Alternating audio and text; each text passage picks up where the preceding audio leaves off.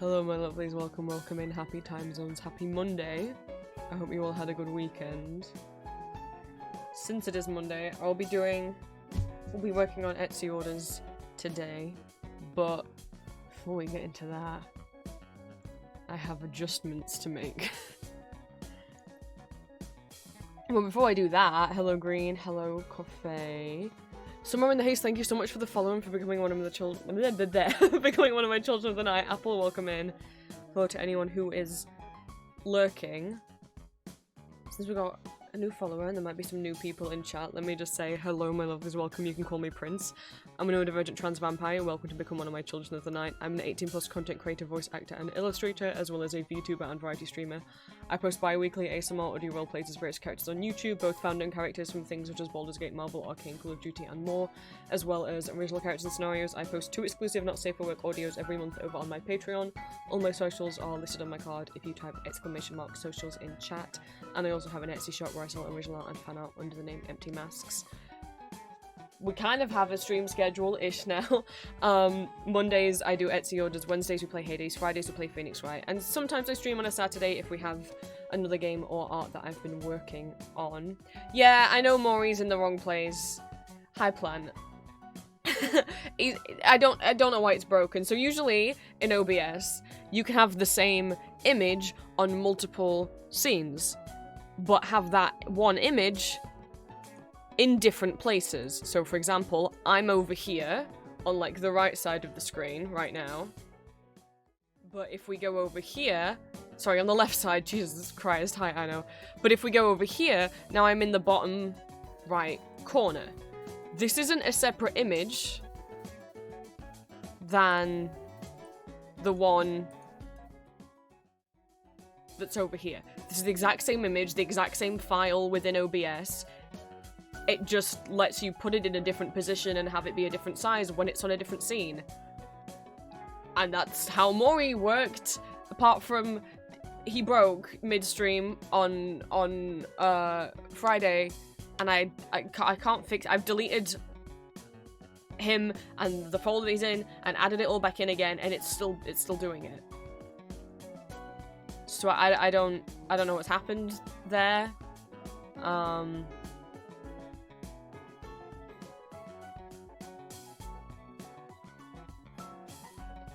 That's where he goes now when we're on this scene. If not, what I was doing yesterday is I had 2 Mauries and I was like hiding one and then making the other one visible and over and over and over again every time I switched scene, but I kept forgetting to, I'm gonna keep forgetting to do that. So he's there now when we're over here. Yeah, he's shy. Sure.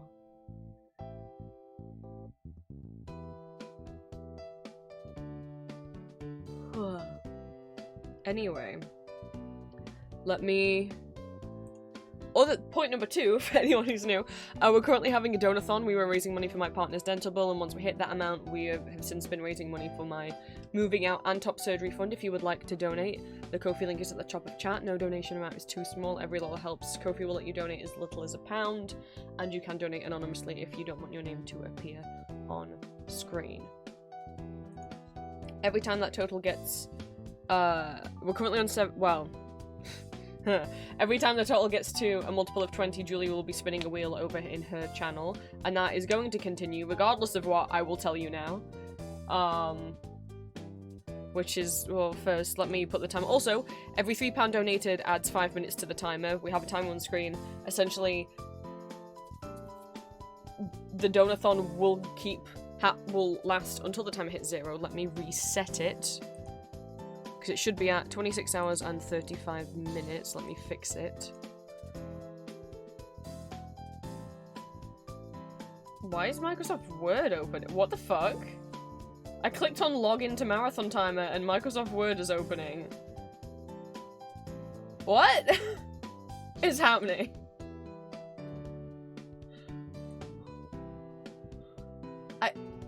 What? I clicked on a link on a website and Microsoft Word open. Okay, anyway, it didn't download a Word document. Okay, well that was the thing. 26 hours and 30... did I say 26:35? I did, okay. let me reset the timer. Okay. So once that timer hits 0, you guys can still donate if you would like to, but any donations after that hit 0 will no longer add time. Once that hits 0, Julia will no longer be doing her spinning of the wheel on her streams that are unlocking more rewards. And I will not be adding any extra rewards to my list of rewards, and the Donothon Magma will be closed. There will be no more drawing in Magma. On my streams, you guys can draw Magma whenever you want, but not on the canvases that I made, and not on my streams, until whenever we next do a Magma, which won't be until the next event like this. I only really do them for events. So the Magma will be closed once that hits 0 as well. If you guys would like to join the Magma, you can. You can be drawing in the background while I work on art stuff. For those that don't know what Magma is a free website where you can draw on the same canvas as other people. We've been having a Magma canvas going in the background throughout all the Donothon streams. If you're in my Discord, it's the same link as last time. It's in the Magma art channel in Discord. If you're not in my Discord, you can ask in Twitch for permission to enter. However, if you have never chatted before, or you're gonna have your first time chat today, I ask that you not ask to join. You can join on the second stream that you chat in. The only reason I don't give it out to first time chatters is because there's too many instances on the stream. I don't know who you are. I don't know if you are a real person. There's too many instances on other streams where people have gotten into Magma, Gothic Phone, Scribblio, etc., who are bots or who are trolls just to purposely draw offensive art. I just need to get a vibe check before we let you in.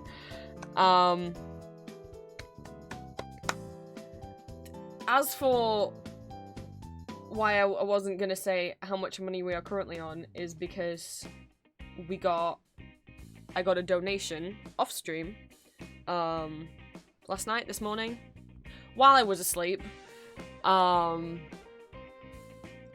which, if you look at my Ko-fi page, it won't actually show up as a donation, because when you donate to someone on Ko-fi, you know the little box where you put in how much you want to donate, there's like a little slider button above it that, what does it say? Hang on, I'm gonna read it.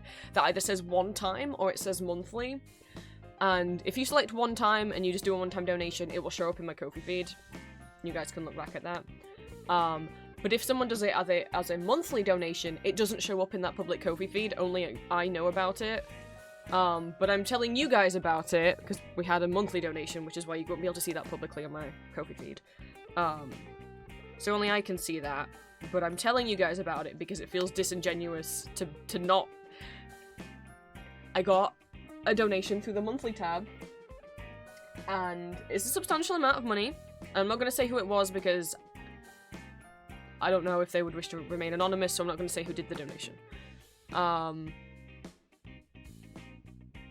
But it would feel disingenuous if I did not include that towards the goal when it was free money I got through someone on Ko-fi. It would feel disingenuous to not tell you guys about that and to not include it towards the goal. So let me just go edit this to include the money that I got from the very sweet person who gave me a little monthly donation last night. I'm just gonna... Where are we? I'm just gonna edit this number.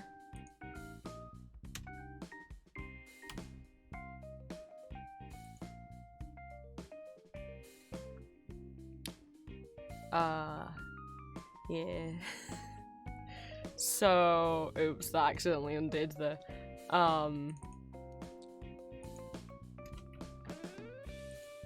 we got £100 on Ko-fi last night through a monthly donation, which means we finished all of the rewards. What the fuck? And these were like stretch rewards. I didn't think we'd meet most of them, let alone all of them. How much time is that to add to the timer? If the person who donated watches this back, thank you very much. I do not know if they will. How much is that to put the timer? What are we 3? 167 minutes. Oh, thank you so much. Okay. Does that put it above? Oh, it doesn't put it above 30 hours. Oh, I'm free. I'm safe for now. But thank you so much. So that's complete. That's every goal I had planned, and including the extra goals and the extra goals. So thank you guys so much, everyone who donated. You can still keep donating if you want to. You know, any extra money donated will go towards the moving out fund and the top surgery fund. Though also, honestly, towards the manufacturing of all of these keychains and the body pillows that I now have to make. I know that well, hopefully, will make money back on those things because you guys, hopefully, you wanted the keychains. Hopefully people buy them. Otherwise, I'm gonna be out a lot of money. But I'll do them as pre-orders, so hopefully I get money in from the pre-order before I actually have to have the manufacturer make them, so hopefully I don't lose money. Because it's expensive. It's like, just for each keychain set, between like 100 and 200 pounds. So between 50 to 100 pounds to make one of the keychains. Does that make sense? Yeah, yeah, something like that.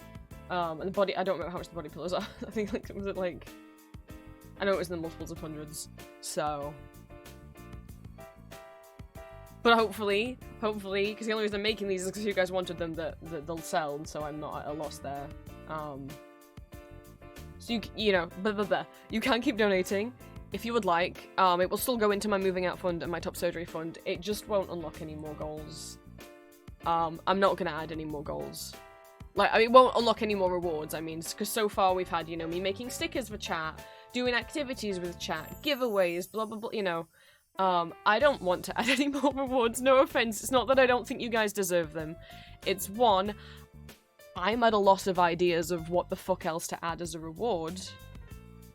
And two, most of these rewards have been for me to make stickers.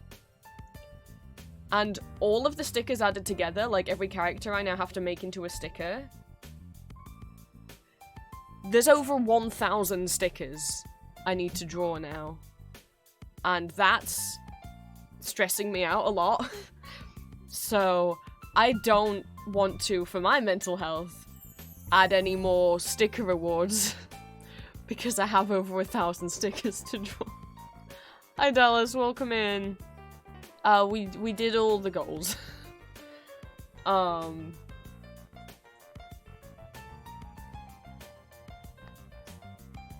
not gonna add any more. Because that's just too many stickers now. But you can still donate if you would like to. And Julia's goals are still going.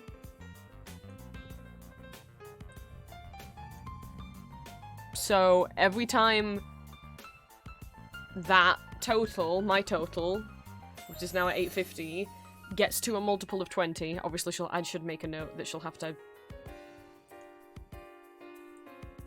add more spins. So she'll be doing 5 more spins on her next stream. Every time the goal meets a total of 20, Julia will be spinning a wheel on her stream that has a bunch of goodies and rewards on. So even though there's no more rewards on my stream, that are bang my elbow on my desk, there are still rewards on Julia's stream. So there's still things to unlock, just not with me because I'm overwhelmed. And if you're not already following Julia, let me give Julia a shout out. Julia is my partner. She... Is that the right shout? Yeah. Okay. There we go. She also streams gaming and art. We've been doing this Donothon thing together on my streams and on her streams, and collaborating together on our Twitch channels as well. She also has a YouTube channel where she does ASMR. If you guys would subscribe to her over there, that's not how you spell Julia. That would mean a lot. We're trying to get her to 1,000 subscribers because she cannot monetize her YouTube channel until she gets to 1,000 subscribers, and while she does have a physical, you know, as well as streaming and as well as having Etsy, she does work a physical job where she goes into a store and works, but they're not giving her as many hours as they used to. So if we can get her monetized on YouTube and earn a little bit extra money that for bills and food, that would be that'd be really nice. She took a little break. It's ASMR audio role plays, the same type that I do, just with female characters.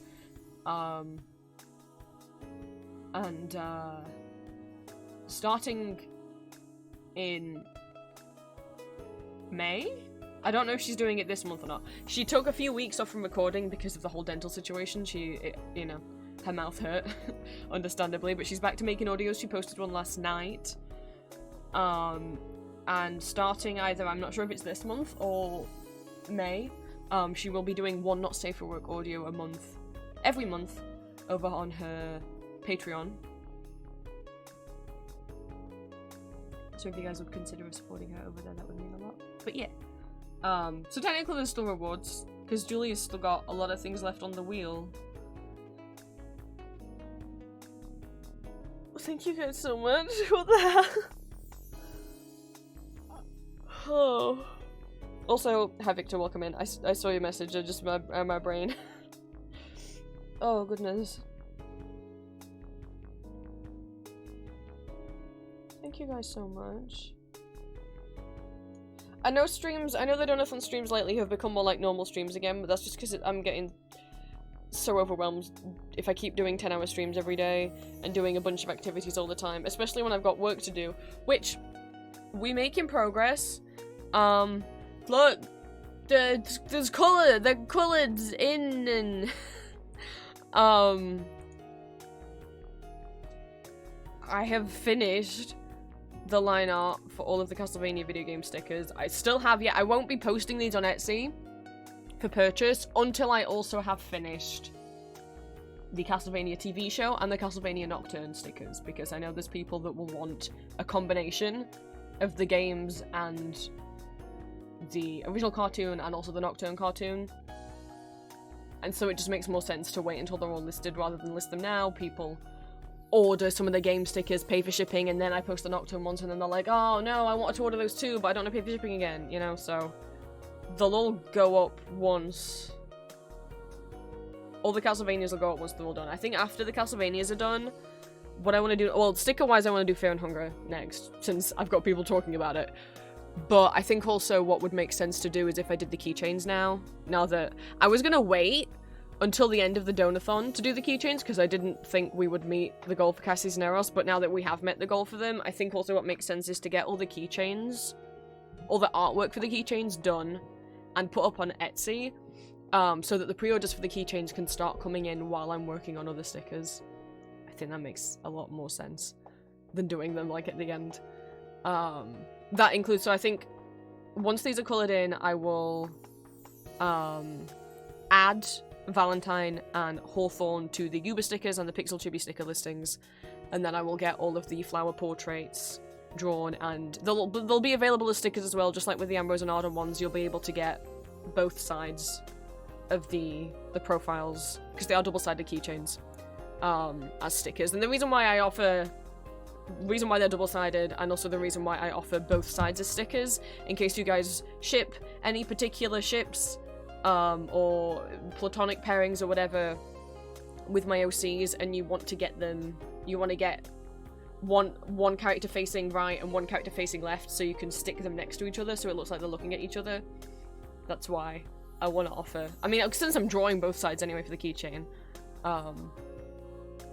that's why I'm like, I might as well offer them both, and then that way people can match them up and make it look like they're facing each other. So once the Castlevania stickers are done, which we are on the colouring in stage, this is page 1, page 2, and page 3. Once they're all coloured in, I will work on the OC stickers next. And then there can actually be something, and then I'll go back to finish the rest of the castle. Well, no, once these are coloured in, I'm gonna do the OC stickers next, and then I'll finish the Castlevania, just because I want something up on Etsy. I haven't uploaded any. I wanted to upload at least one thing on Etsy every month, and I haven't got anything up on Etsy during April.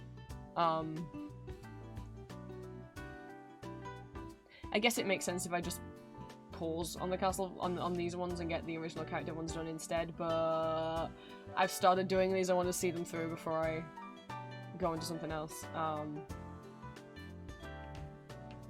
But yeah, I think I should have just done the original character stickers first. I just didn't want to start them until I knew how many keychains I was even designing. All of them, turns out. So, I think what I'll probably do on Etsy is just, instead of making new listings, because that'll cost more money, is the existing listing I already have for the Ambrose Arden keychains, I'll just update that to include all the rest of the characters once the artwork is done, and then those pre-orders can be open, and hopefully getting orders in while I then work on my the hundreds of thousands of stickers. Also, I got really excited because I found out about this like cosplay website in the UK that has a bunch of cosplay supplies, including wigs, and they have like the perfect wig for Leon Belmont. I was on there because someone said that there was a wig that would suit Kahara on there. They don't have it in stock anymore. But they had like practically Leon's hair, so I'm like, Leon and Kahara, the cosplays I really want to work on. Well, okay, no. There's a few. There's a lot. But in particular, I'm, like, fixated on doing Leon Belmont from Castlevania, Kahara from Fear and Hunger, and Thanatos from Hades is one that Thanatos is one I've wanted to and had been slowly working on for a long time. But I'm like, maybe I'll finish it. That seems like it would be a good costume to wear for the summer because he's got, you know, like, his arms are exposed, he's got some exposed skin. It's quite, you know, I shouldn't get too hot in that costume.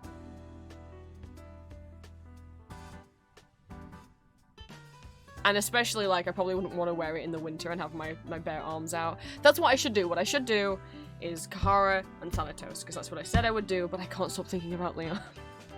But a couple of my friends did ask if I was thinking of going to MegaCon London in January, and I'm like, I would like to. I wanted to last year, but everyone else I was going to go with ended up cancelling, and then I didn't want to go on my own. So I didn't go, even though I had tickets. At least I hadn't booked the hotel. I don't know about going to the one in London in January, purely because I don't know what kind of financial situation I'm going to be in. Like, hotel in London for con is going to be pricey, and travel to London is expensive, and by January I should be, fingers crossed everything goes well, moved out.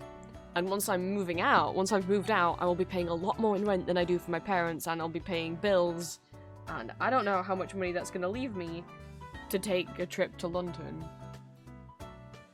So I don't know. But MegaCon are doing it that the first week that the tickets for London are on sale, they're gonna be like cheaper that first week, and I'm like, fuck. Maybe I'll get the ticket for the con, but I just won't book the hotel until later. And then if I can't afford to go, then oh well, I've just wasted money on the ticket, but at least I haven't wasted money on a hotel. Even though, fuck, I mean, with London cons, those hotels, especially the ones next to the XL, that's normally where, if there's a Comic Con in London, like MCM hosts in the XL, all the rooms get eaten up real fast. Normally with cons, I book a hotel like 2 months in advance, or like a month or two, if it's like, not London. But, with London, I don't know, but if I did go, then I wear Leon to that one. But I mean, I really want to wear Alucard to my next colder con, because that's the only time I'll be able to probably cope with wearing all of Alucard's layers, is if the con was in the winter. So I'll have to see. I know Than and Kahara is the smart decision. Well, I say that. and like, and I would have to not make Thanatos' scythe, because there's no way I could travel with that. And even then, you're like, oh yeah, Than's costume's not a lot. It's just like a toga. That's just some thin fabric, and you've got leggings on. Just fold those up; they'll fit in your suitcase easy. Yeah, but he's got that big shoulder piece of armor. I don't know how well I was gonna fit in a suitcase. What I did do though is I did purchase one thing for a cosplay, because con's in July, and I ideally will be moved out by July, so I'll be spending a lot of time moving, and also July is art fight, so I'll be really busy with that.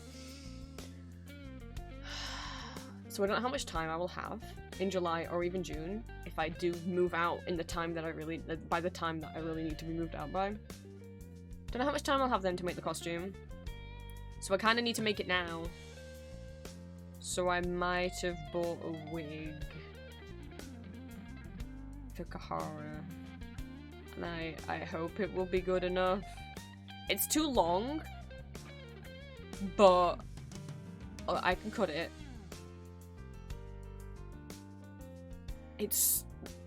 It took ages to find one, because he has like this kind of dark blue, but like very desaturated blue wavy hair that's like wavy from the root, whereas most wigs that were wavy are like straight at the root until it gets like to the ears, and then it goes wavy, and I'm like, no, I need it to be wavy from the root, and I found one that might work. Hopefully it will. I'll just have to hack the bottom off. But if it works out, I'll let you guys know. I got 5 coloured in this morning. This is what I was doing before stream. Well, I made the Etsy orders, and then I did this until lunchtime, and then I had lunch, and now I'm here. Let me pull Magma open in the background.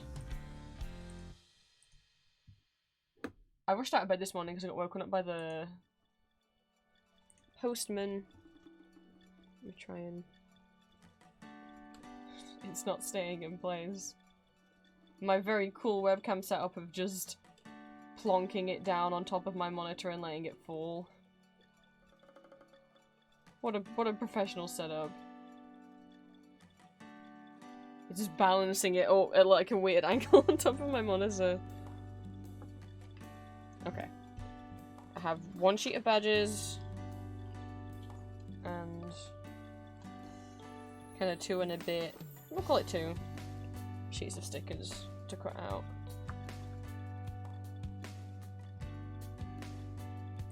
But I was gonna get Magma up in the background and do what we did last time and kind of shrink it and put it in the corner.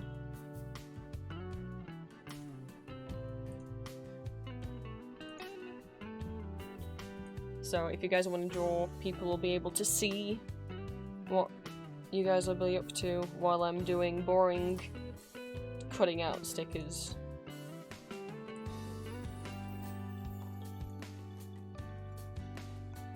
If the tab will move windows. There we go. Oh, but the reason why I had to run out of bed to the postman is because my order from Occult Trash came. For those that don't know, I've talked about Occult Trash before. Queen's drawing a pony. Is if Vampire Hunter's D pony was a My Little Pony, whoa. Occult Trash is an artist that I really, really like. I have a number of things from them. They often vend at cons in the UK. I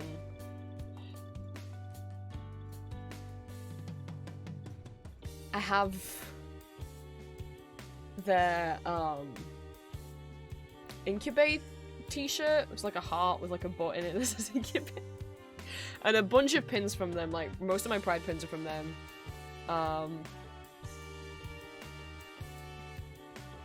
The big #1 goodbye. You know what? Maybe I'll just get up their shop, but I'll have to be careful because some of it. So they have a lot of like original art, some fan art of stuff like. They have a little bit of Puss in Boots, specifically the wolf and Puss in Boots, Pokemon, but mostly like LGBT and like kink themed stuff. Not like actual toys or anything like that, but like their Femboy Hooters t-shirt, or their t-shirt that says submissive and breedable on it, for example.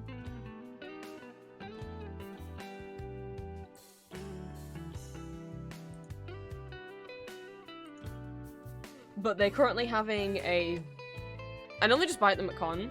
I bought off their shop, their Etsy shop once, but they do also have an original shop, which... If people have an Etsy shop and their own original shop, try and do the original shop.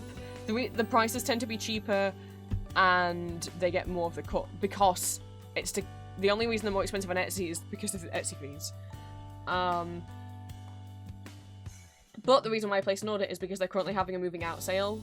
Like, they're putting all of their stock on sale in order... I don't know if it's to fund their move, or just to try and get the stock out of their house, so they don't have to bring as much stuff with them as when they move. So it's like 50 to 90% off all of their items. And, there was a few things that I've been wanting for a while. I'll put a link to their shop. If you guys want to get yourself some discounted, silly stuff. Like this pin that says ADHD bottom. As in you're a bottom who has ADHD. The fancy story pins and shirts. Or you could, if you're an autistic bottom, or top, or switch, which I don't like that it's bottom, top, or switch, because that's not what switch means. They sold it of the patch. I thought they were sold it of the sticker then. I was like, but I just... Sorry, I'm a stickler for language. If you're both a top and a bottom, you're a verse. If you're both a dominant and a submissive, then you're a switch. Switch has nothing to do with whether you're bottom or top. This is my pet peeve. They got lanyards, they got Be Gay Do Crimes raccoon. Be Trans Throw Hands raccoon. I'm scrolling very carefully. They've got the t-shirts that Ambrose and Arden would have if they were here, which is one t-shirt that says Werewolf Boyfriend and the other t-shirt says Werewolf Tamer. That's for my boys. They deserve those shirts. Matching shirts, couple shirts. Yeah, I'm glad okay, now there's like bondage stuff. Just go with that. Don't show that on stream. Some Cult of the Lamb. Socks and merch and stickers. Wow. The rosettes. I already own 2 of their rosettes. So I already owned their Monster Fucker and Vampire Fucker rosettes. They don't make them anymore. So I was like, well, I want to complete the set. So I bought the Werewolf Fucker rosette as well. And I'm a tiny bit annoyed because it looks different. So the old rosettes that they did were like a flat, kind of almost like piece of paper with long ribbons coming off the bottom. But now they're like a shiny badge with shorter ribbons. And I'm like, fuck. Because I was going to put the Vampire Fucker and the Werewolf Fucker look exactly the same. They're both black.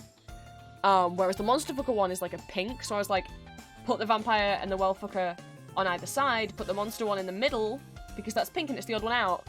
But the Werewolf one's like way shorter. Like the ribbons aren't as long. So that look, now that one's the odd one out. And now I don't know what order to put them in. What serious problems I have. Where?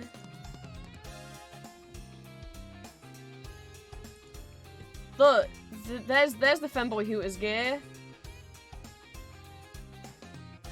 I'm scrolling really carefully for it. I'm not going to show everything on their shop because I don't want to risk getting in trouble, but love Occult Treasures stuff. I only placed the order. I'm trying not to buy anything at the moment because, you know, I'm saving up to move out. But, you know,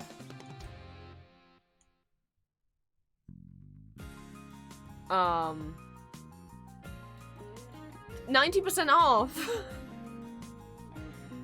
So things happen. They sent me a couple freebies as well, which is very, very sweet. didn't know that was gonna happen. I think maybe they are just trying to, maybe it's less so about the money and more so they're just trying to get rid of stock so they don't have to bring it with them when they move. But I got 2 shirts and what's the wise? I bought them in a large so that they'd be a bit big on me. And because I wanted them to be kind of baggy. Especially over my chest.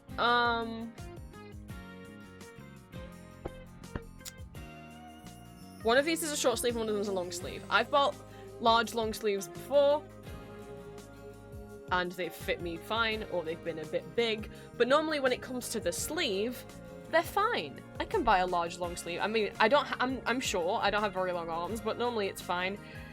This large is tight in the hips, and like 6 inches too long in the arms. Why is it like, why isn't it baggy everywhere? It's like tight on my hips and then there's too much arm. But, so I got the werewolf tamer shirt for one day when I cosplay Ambrose. Werewolf tamer. These are just like, you know, I'll be able to wear them and these are just like for comfy wearing in the house. I don't wear my other occult trash shirt out.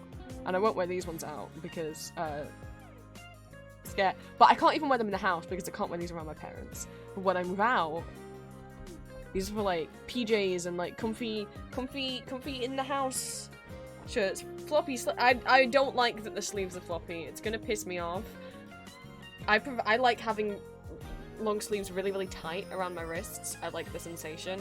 If they're loose, I constantly feel like they're gonna like fall down my arm when I lift my arms up, and that's really annoying. But I might have. I already have the sticker of this. Actually, no, I have the pink version of the sticker. I'm sure chat doesn't need me to read out loud what that says. You can read what it says.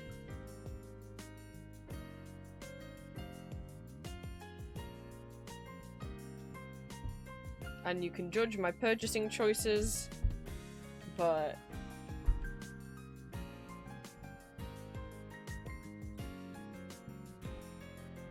not that hard because, you know,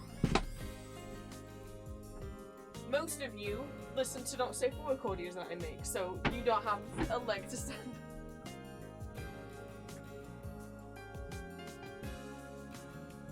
A few other things. All the stickers were reduced from like $2.50 to like 50 pence each, like 50 cents. You have different business cards than before. This is not the same business card as I've had off them in the past. In the past, they used to have like booty sticker business cards. I can't, but I wouldn't be able to show that on stream anyway. Oh, thank you, no. Well. And in terms of what I bought, I should get the other rosettes to compare.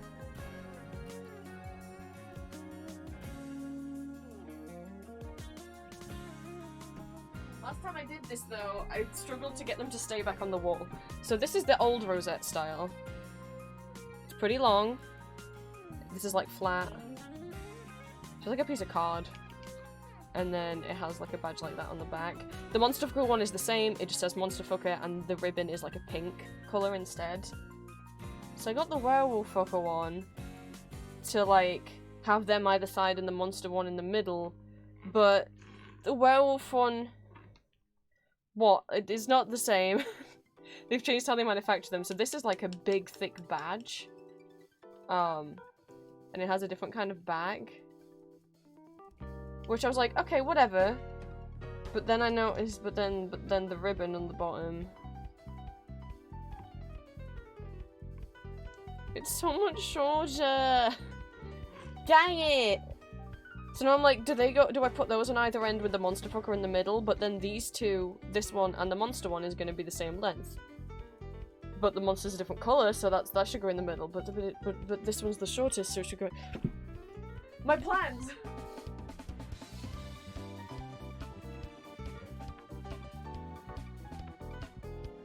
I don't think it's gonna go in. I don't think I'm gonna put them in a row of 3 anymore. I guess they'll just get scattered around my wall. Which I'm not a massive werewolf fucker. It's, you know, the vampire and the monster is much more me. But I mean, I like the sheriff, but you know, I'd do both Ambrose and Arden, so it's not weird. It's not weird to say about when it's your own OCs.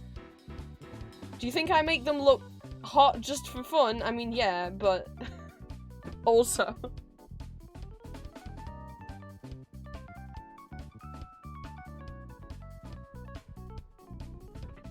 How was it? What did I get?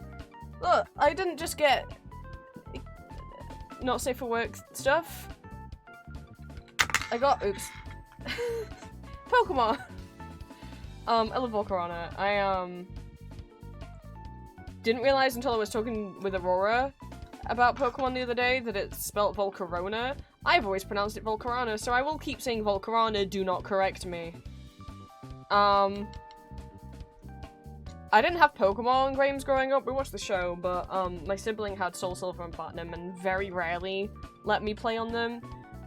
The first Pokemon game I ever owned was Pokemon Black, and I got Volcarona from, in the desert, there's like a temple, and if you go all the way through around to the bottom, you can find... So there's two, well, yeah, there's two ways to get a Volcarona game. One is that you'll be given like a Larvesta egg by whatever the fucking private detective guy's Booker, whatever he's called. I think, or one of the sages gives you, whatever, a character gives you Eggy. Or, if you battle your way through the, like, the sand temple thing, it's been a long time since I played Pokemon Black. You can find a Volcarona in there. My Volcarona was the Volcarona from the temple. I couldn't be bothered to raise the egg.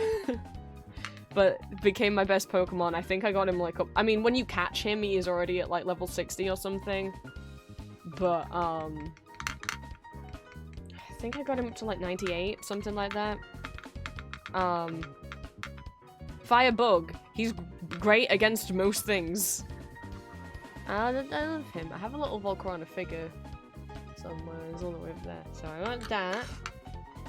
I already have a number of pins that look similar to this. Which say, they're like customizable. You can still get them. They're like different bodies of like demons, incubus, succubus, whatever. And you can have whatever pride flag you want in the background. I had the trans flag. I can't grab them because they're pinned into a piece of fabric, into a pride flag that's on the wall, and I'm not unpinning them because I'll never get them back on. But, what did I say?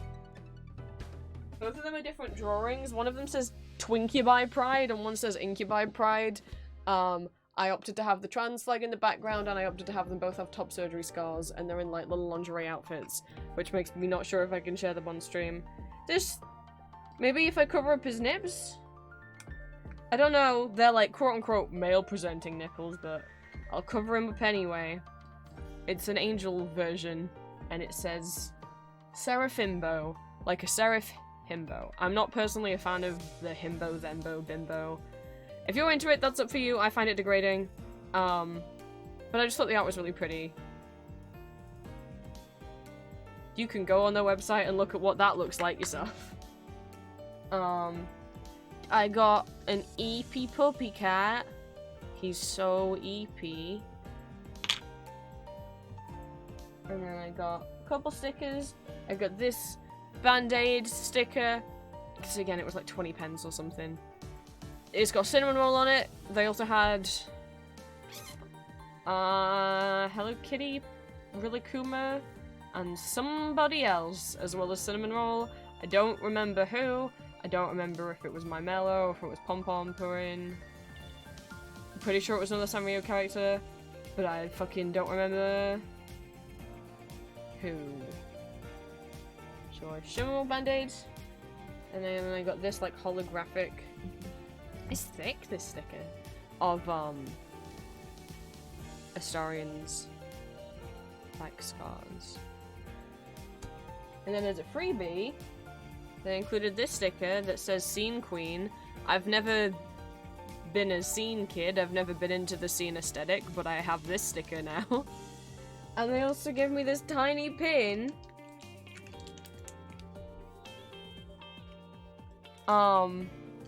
What I presume is a raccoon.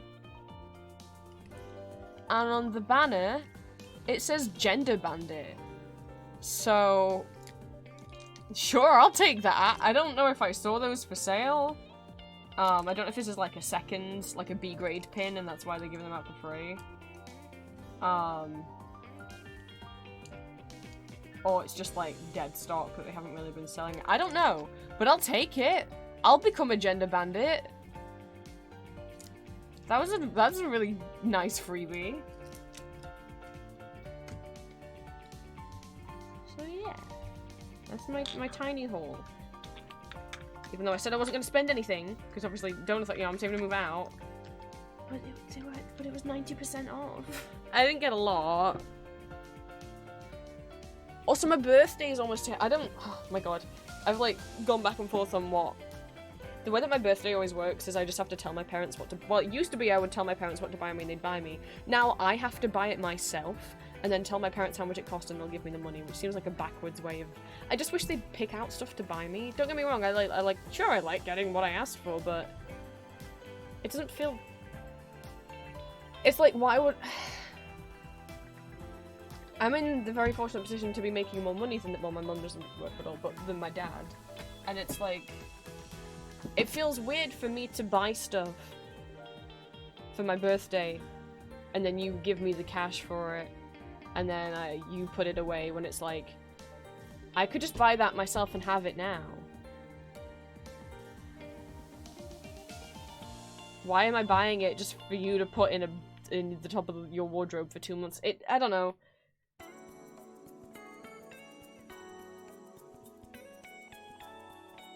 I wish they'd try, but, you know. I'm not trying to be ungrateful or anything, I'm just like, it'd be nice if you tried to pick something out for me without me having to do all of the work on my own birthday. But Mum says I'm hard to buy for, which is not true. I'm really easy to buy for.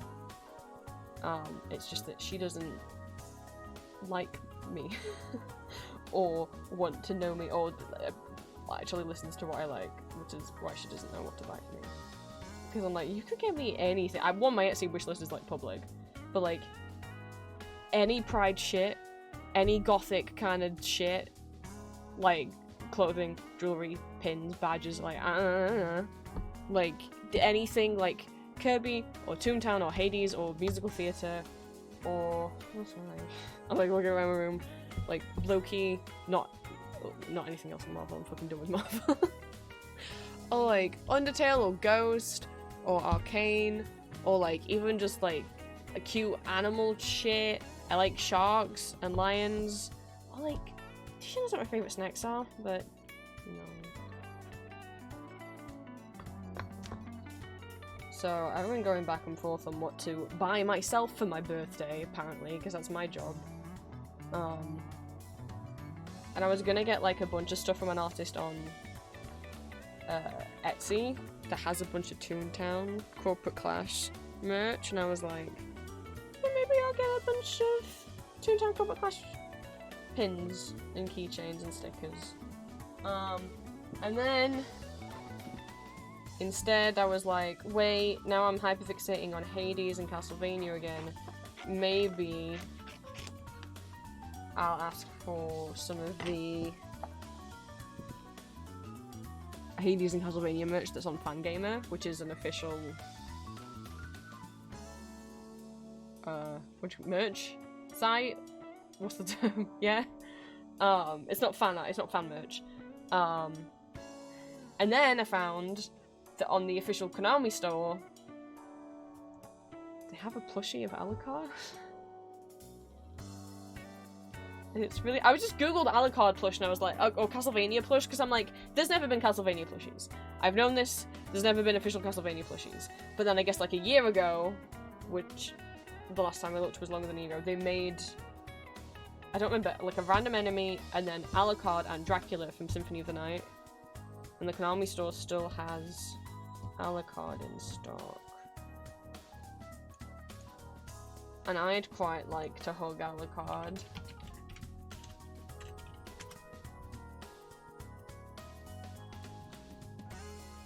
I'll find a picture. I presume it's real. It's on... probably the ones on eBay are bootlegs, but it's on officialkonamishop.com. Which seems real.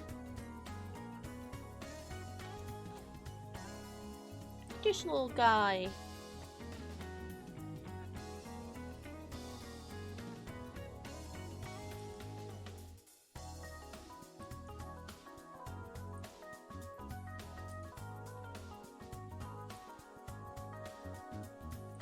That's all the pictures. Wow.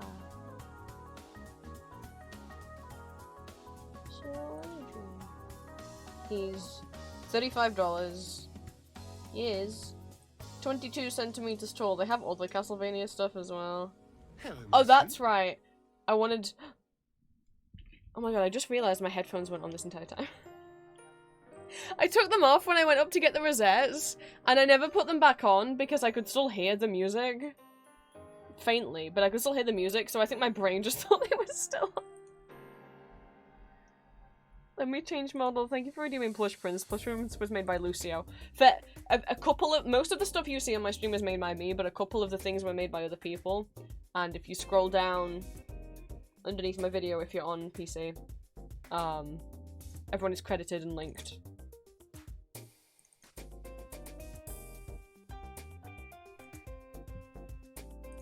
Okay.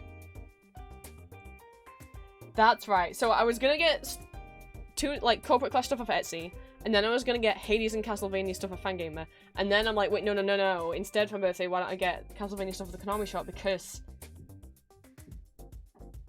for the house, for the apartment, right? Like, you know, like, I want to move out, right? Like, I'm trying to move out by July, because if I don't get out by July, then me and Julie, when Julie comes over to visit, we'll have to get an Airbnb, which will be very expensive. It would be much better if I was moved out by then.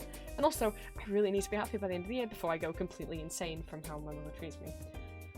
I'm trying to open the Castlevania collection. Will the drop-down work, please? It's like it's just going to all products.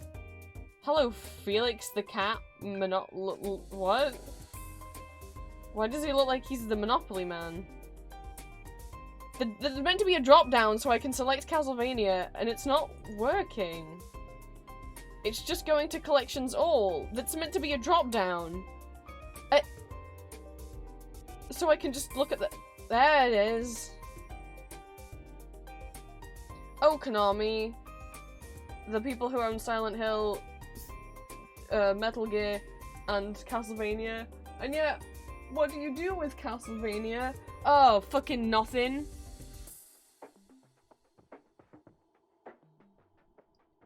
Like... Oh, I'm sorry, you're right. No, that's right. You make mobile games and arcade gambling machines called Patcher Slot machines that are Castlevania themed. That have, like, new 3D models, like... Oh, you made 3D models of all the characters from Dracula... Castlevania 3, Curse of Dracula, like the game that Trevor, Cypher, and Alucard are from. That's cool. And so you're making, like, a 3D remake? Oh, no, they're just 3D models that you're having on screen in a gambling machine that you can play in an arcade. Right, great. Anyway. Sadly, I mean, I wouldn't have paid $40 for a pin. But it is pretty. The Alucard shield. These are all sold out. I have this pin because Forbidden Planet had it in stock when I was last physically there. And I was like, Adrian, it doesn't look that great, but it's so rare to see Castlevania stuff in the wild. So these are out of stock. They've got these. Holy water net. Why is that? You could have a scarf. You could have a music box. I don't know what it play. No, you can't. It's sold out. Patches. They got an Alucard keychain. Why is it $18 for a keychain? Like, there's... I charge less than that for my keychains, and I make less money from them than they will be. Anyway, there's Alucard and Richter. That's right. I was gonna get one of the jigsaw puzzles. They're expensive, but Julia really loves jigsaw puzzles, and I thought it'd be really cute if we had, like, a Castlevania jigsaw for us to do when she was over here, because she really wants us to have, like, to do jigsaw puzzles together. There's a Dracula keychain as well. And Simon. There's these funky little pins. This has the castle popping up and down. You open this and you can have the wall chicken. You can throw bone. There's collectible coins. They're all sold out, but they were of Richter, Simon, Trevor, Cypher, Alucard, and Dracula. Okay, there's a Medusa head plush. There is a Dracula plush, but it's not even listed on here as sold out, so I don't know where he is. You can have Medusa head. You can have Merman. Everyone's favourite character. It's Merman. Or you can have Alucard. I got some shirts, which I don't think are that great.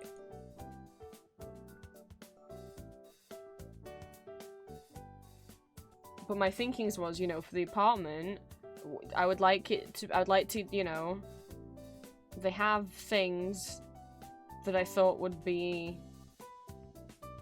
cute to decorate my apartment with whenever I get it. Not the posters. Gorgeous as Ayami Kojima's art is. The pillows. Oh, don't say this. Don't say they don't have the one I wanted in stock anymore. I don't. Is it gone? Oh no, it's here. It's just here. Okay. So the pretty Alucard art pillow. I was thinking that one. Plus, not some of these. Like this has been weirdly squashed. This Dracula Chronicles X. I don't know why it's been squashed down like this. Like, so all the proportions are weird. I don't know also why this is Castlevania Requiem Symphony of the Night Wonder of Blood. Castlevania Requiem's not a thing. Symphony of the Night, yeah, this is Symphony of the Night art, but this is in Wonder of Blood. This is Chronicles X, which is a remake of Wonder of Blood. But then, like... this isn't either. This is Harmony of Dissonance. Okay. It is just those that say it on it. That's weird, though. That's technically Chronicles X. This is Harmony of Dissonance, this is Harmony of Dissonance, and then these two are Aria of Sorrow. As much as I love Juiced, and I think he looks gorgeous, this art is meant to be landscape, not square. And I just feel like the way they've smooshed him onto the pillow... It's got Wonder Woman 71 download. Oh, okay. I just feel like they've smooshed him onto the pillow. Again, like, taking this portrait art and putting it on the pillow. Half of Mina's face! Mina's not got a chin anymore! What have they done? So I was thinking I would get the Alucard one. And this art of Soma. It's a pretty drawing. Soma's very pretty. Soma is a reincarnation of Dracula. But Soma wants to be a good boy. He doesn't want to go evil. Like, poor Mina. Because it was not made to be on a square pillow. I don't know why this is one of the pieces of art you would choose. Why? You know what I would get? What I would prefer? I would have the Alucard. And I'd have the official art from the front cover of Lament of Innocence, which is Leon Belmont. That, what? Why that? Why have you tried to put this on a It's like, Mina's face is carved. I just feel like it looks like some of these have been stretched weirdly, or squashed weirdly to make them fit on the square-shaped pillow when they were originally, like, portrait or landscape. It doesn't look right. I don't think it looks right. This one's fine because all they just cropped off the excess. I think. Maybe they squashed Alucard too. I just thought it would be cute to have two Castlevania pillows, and if I had a little sofa, I could have one, just like a little two-seater sofa, and I could have the two Castlevania pillows on the sofa. Maybe I will get the juiced one. I don't know. I just thought it would be cute. What does it play? Oh, it plays Vampire Killer. That makes sense. It was either going to be Vampire Killer or Bloody Tears. But yeah, I was thinking maybe a jigsaw puzzle for me and Julia. It's a pricey jigsaw puzzle, but Julia really likes jigsaws. I thought that could be a cute thing to have.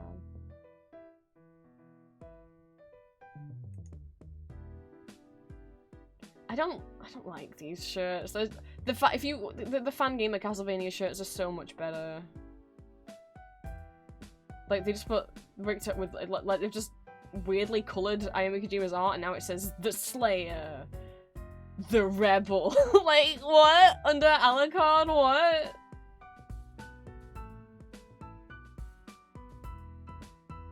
No, I look stupid. The demon under Dracula. What? And then like these are ones where they've like made the colours all just like one colour. Like they've just, instead of printing it in colour on a shirt because that's too much work, it's, why is this yellow? No, I don't like these. This is lazy.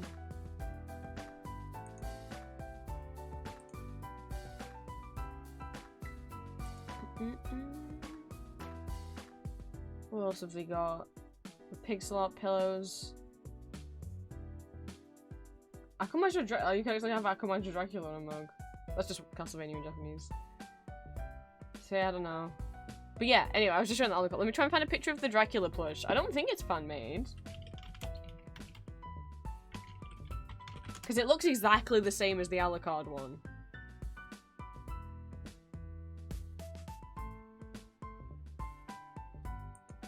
It's for sale on After the Credits and Hobby Figures. I don't know if those are real shops. It's weird that it's not on Konami's shop marked as sold out. Like, it's just not there. But, like, this clearly looks like the same plush. Like, it looks official. It's the same style as the Alucard one.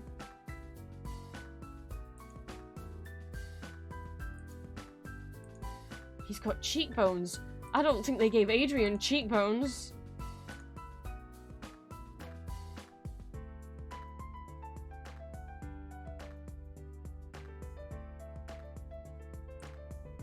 And there's the Dracula one. Or you can have everyone's favorite character, Merman, instead. It's 30 euros from whatever shop this is.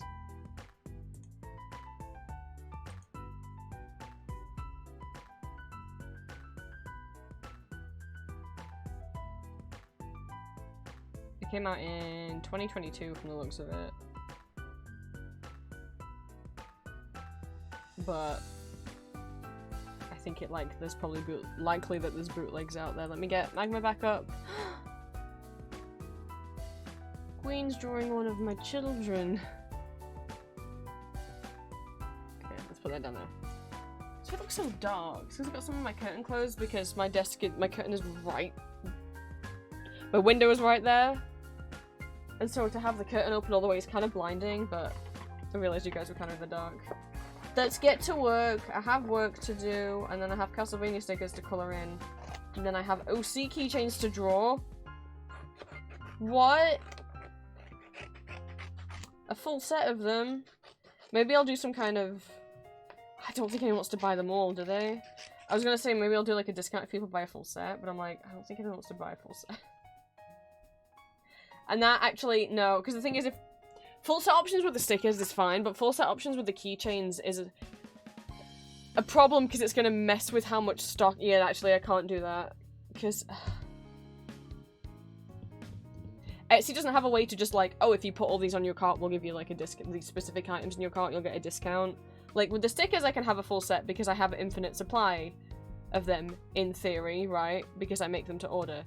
But with the keychains, like, let's say I list that let's pretend this is Ambrose, this is Arden, and let's say there's 4 of each in stock, but then I offer a discount if you buy 2. You buy the set of 2, right? I have to list how many of each of those in stock I have, so if I say I currently have 10 Ambrose, 10 Arden, and also 10 full sets, right? In theory. But then if, like, someone buys a full set, and then someone else buys a full set, now there's actually only 2 of Ambrose and 2 of Arden left in stock, but the Etsy listing will still say that there's 4. Sorry, that there's 10, right? Because people have been buying the full set option from the drop-down box, but that's not going to knock down the number of them individually, unless I'm awake 24/7, and every time someone orders one of the full sets, I go in and immediately change the number of this. But if that happens while I'm asleep, if I don't want to be awake 24/7, then what could happen is I sell 10 full sets, and then also 10 of Arden individually, in theory selling 20 of them even though I only have 10. So I can't actually do I can't do that. The only way I could get around that is to do a sale on the entire shop. I'm trying to move out. And Etsy already, look, Etsy takes so much in fees. That's why, like when we looked at Occult Treasure Shop earlier, there's a reason why, you'll see quite a few artists have an Etsy shop and also their own personal, like, shop, like, that's just nameofartist.com or whatever. Because Etsy takes so much in fees that it's worth to have your own shop, especially because what a lot of people then do on their own shop is they charge less money per item than they would on Etsy, because the only reason the items are so expensive on Etsy are either one,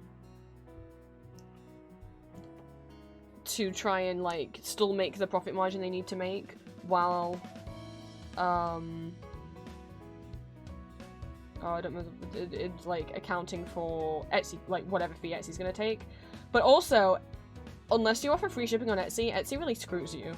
Like, if you don't offer free shipping, Etsy will just constantly pull me with notifications about how you should be offering free shipping. But it's like, I'll lose money if I offer free shipping. I have to pay Royal Mail to ship my items out, to ship the orders out. And they're like, okay, but then like, instead of charging like $5 to ship to America, because that's what it costs to ship to America, instead of like having an item be $5 and have the shipping be $5, have the shipping be free and just make the item $10. Include the price of the shipping in the item. And it's like, Etsy, that's stupid. Because like, if I'm selling stickers to the States and I'm charging £1.50 for the stickers and like £5 for the shipping, people will look at that and be like, yeah, $1.50, that's reasonable for a sticker. At convention, at conventions in person, I charge £1 for stickers rather than $1.50. I only charge $1.50 because of Etsy fees. But, I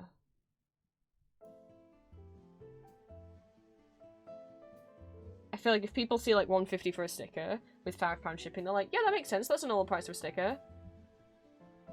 But if suddenly the sticker was $6.50, I don't think people would go, oh, well, yeah, but the shipping's free. I think they'd be like, what sort of lunatic is charging $6.50 for a sticker? I'm not gonna buy that. Like, I think that would actually deter people, to be honest, Etsy. I think that's a stupid thing to do. But, you know, so I don't offer free shipping, because I don't want to artificially lie and inflate the price of the items. Like, couldn't that also get you into trouble a bit? In the UK, in the EU. They have certain rules, I'm unsure, but like, yeah, I'm not gonna lie about the actual price of the item just so I can charge free shipping. Thank you, Etsy. But, therefore, if you don't charge free shipping, Etsy doesn't like you. Like, they won't, like,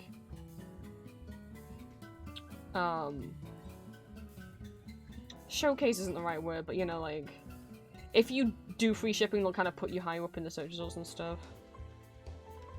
But obviously the downside of having your own, you know, the upside of Etsy is it's a marketplace. The majority of my Etsy sales come from the Etsy search results. So I couldn't just shut down Etsy and go to an original store because I'd lose the majority of my customer base.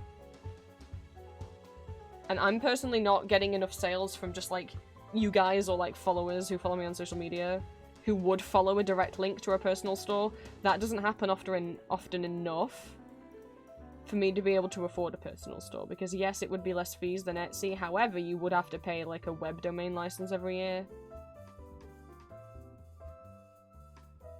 So I'm just like, I'll just stay with Etsy, even though it's like they're stealing all of my money. I mean, why it was so nice to do conventions again. But I just, what with me not being able to drive, it kind of screws me, you know? And I don't have anyone who would do conventions with me who can drive. Because, like, I'd be willing to share a table and stuff, but I don't know anyone that makes that an option.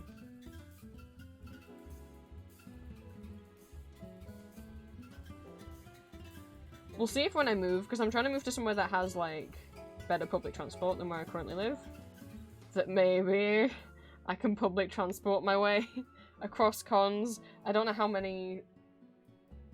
Oh, that's stickers. They just didn't print part of it. Or like a white... But you can't see that on camera. I didn't print all of it. Have I got a spare one? I don't want to print it again, but I mean, I'll have to if I don't have a spare. So I don't feel like I can sell that.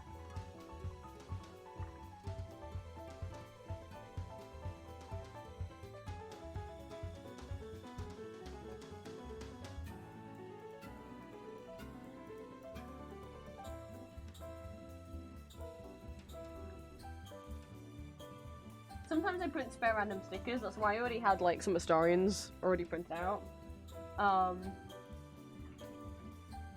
So I don't like waste paper when I've got like the end of a roll or something. I really need to sort through what spare shit I have, and also like items that got returned.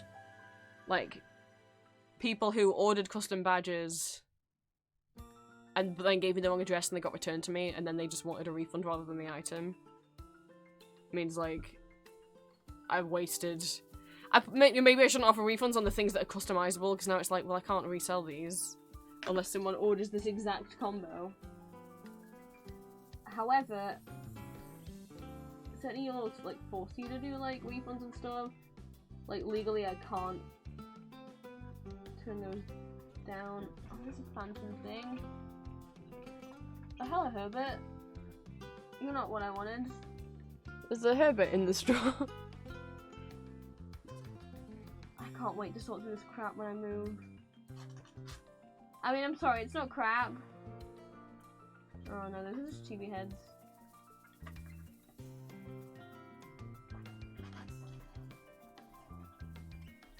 No. Okay, I'll have to print one. It was worth a check.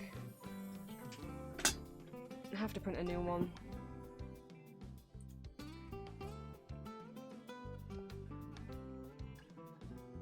Which my Photoshop's not gonna like doing.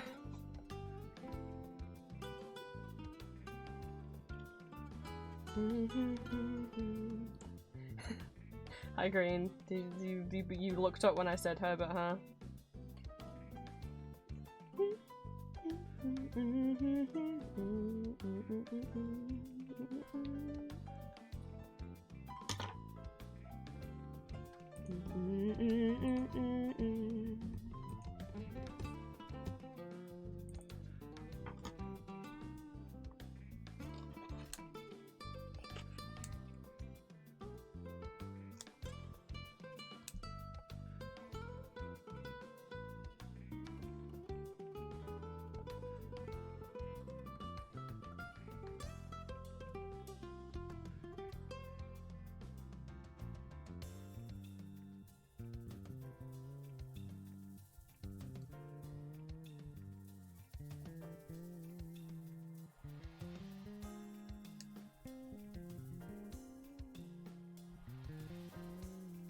Yeah, my hyperfixations are fighting over what to get for my birthday. Do I get the Alucard plush?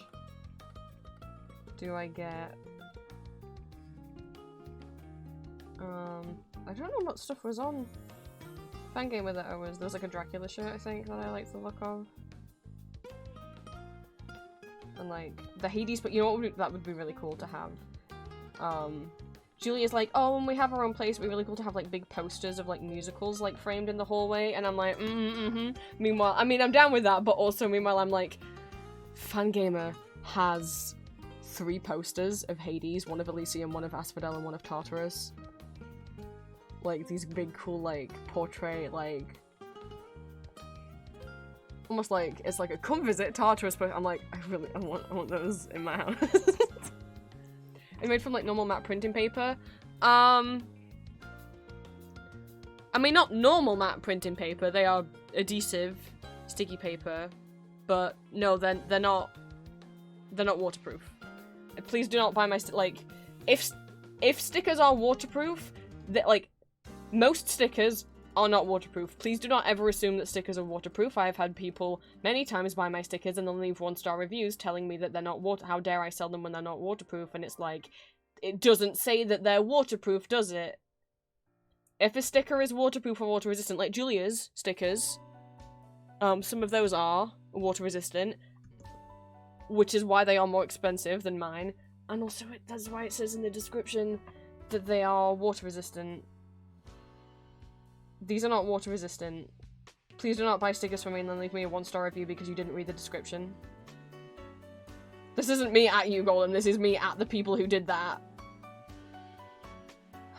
Like, the people who buy stuff off me and then leave a 1-star review saying that it's a different size than they expected, when I'm like, it's the exact size it says it was in the description.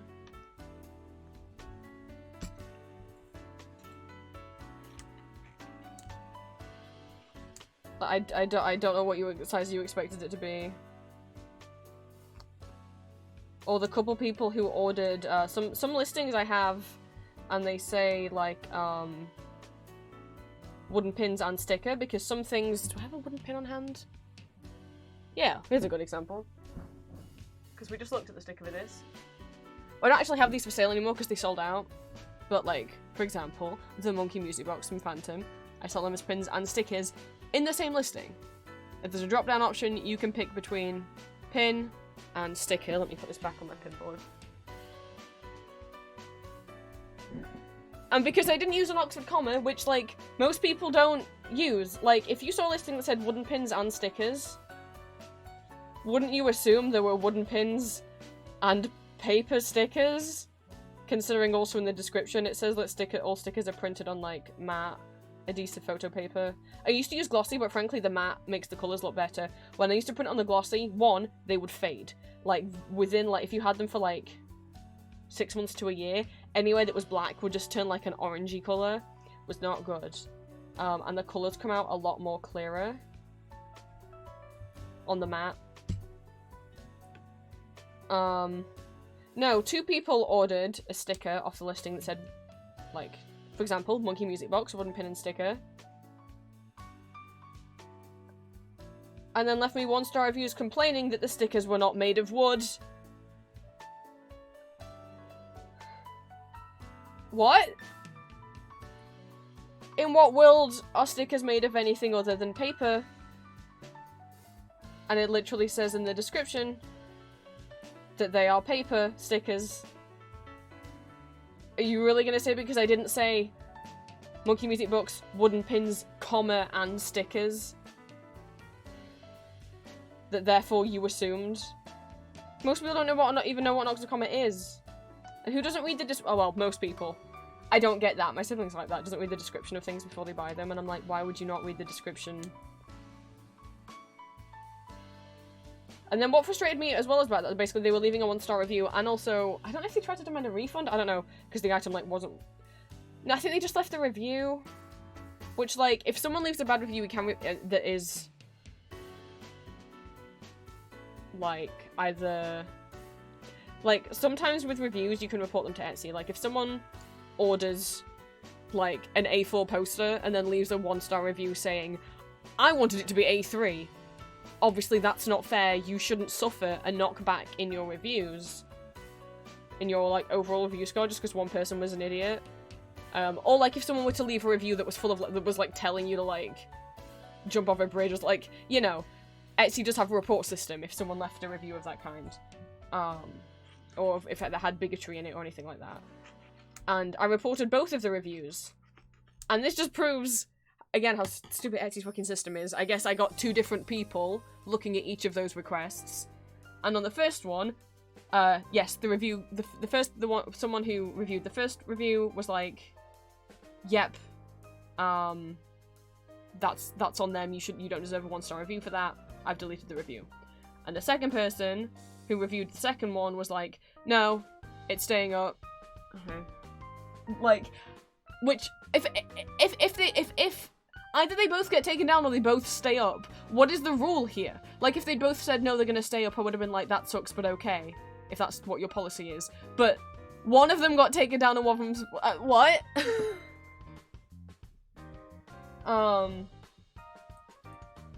That's not- I had a worse experience. Do you want to tell me about my worst Etsy experience with the reviewer? I used to sell these...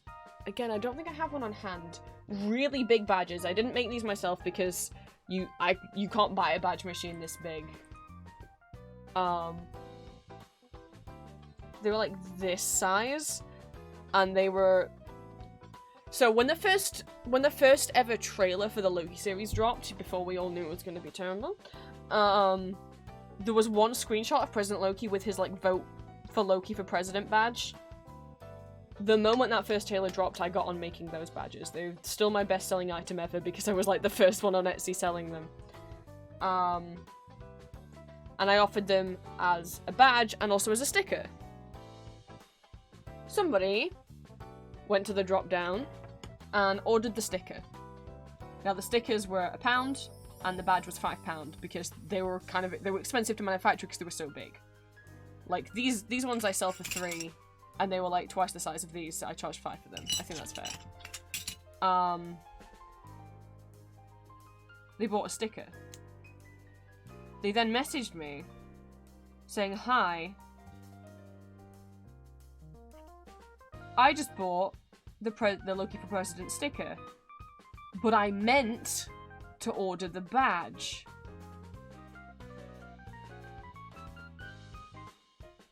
Could you just ship me the badge instead?" To which I'm like, no, because the sticker was $1 and the badge was $5. I am not going to give you some...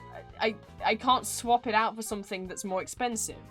I could switch it out for a different sticker of the same value. But, like, no. Like, I was like, if you would like, I can refund you the sticker and you can place the order again for the badge. Or you can just buy the badge as well, separately. And she went, no, okay, it's fine, I'll just have the sticker. End of. Right? So, maybe a month or two later, I get a review.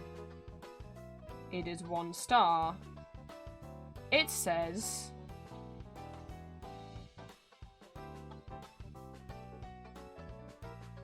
"Do not buy from this seller. I ordered a badge and they sent me a sticker instead and wouldn't give me a refund."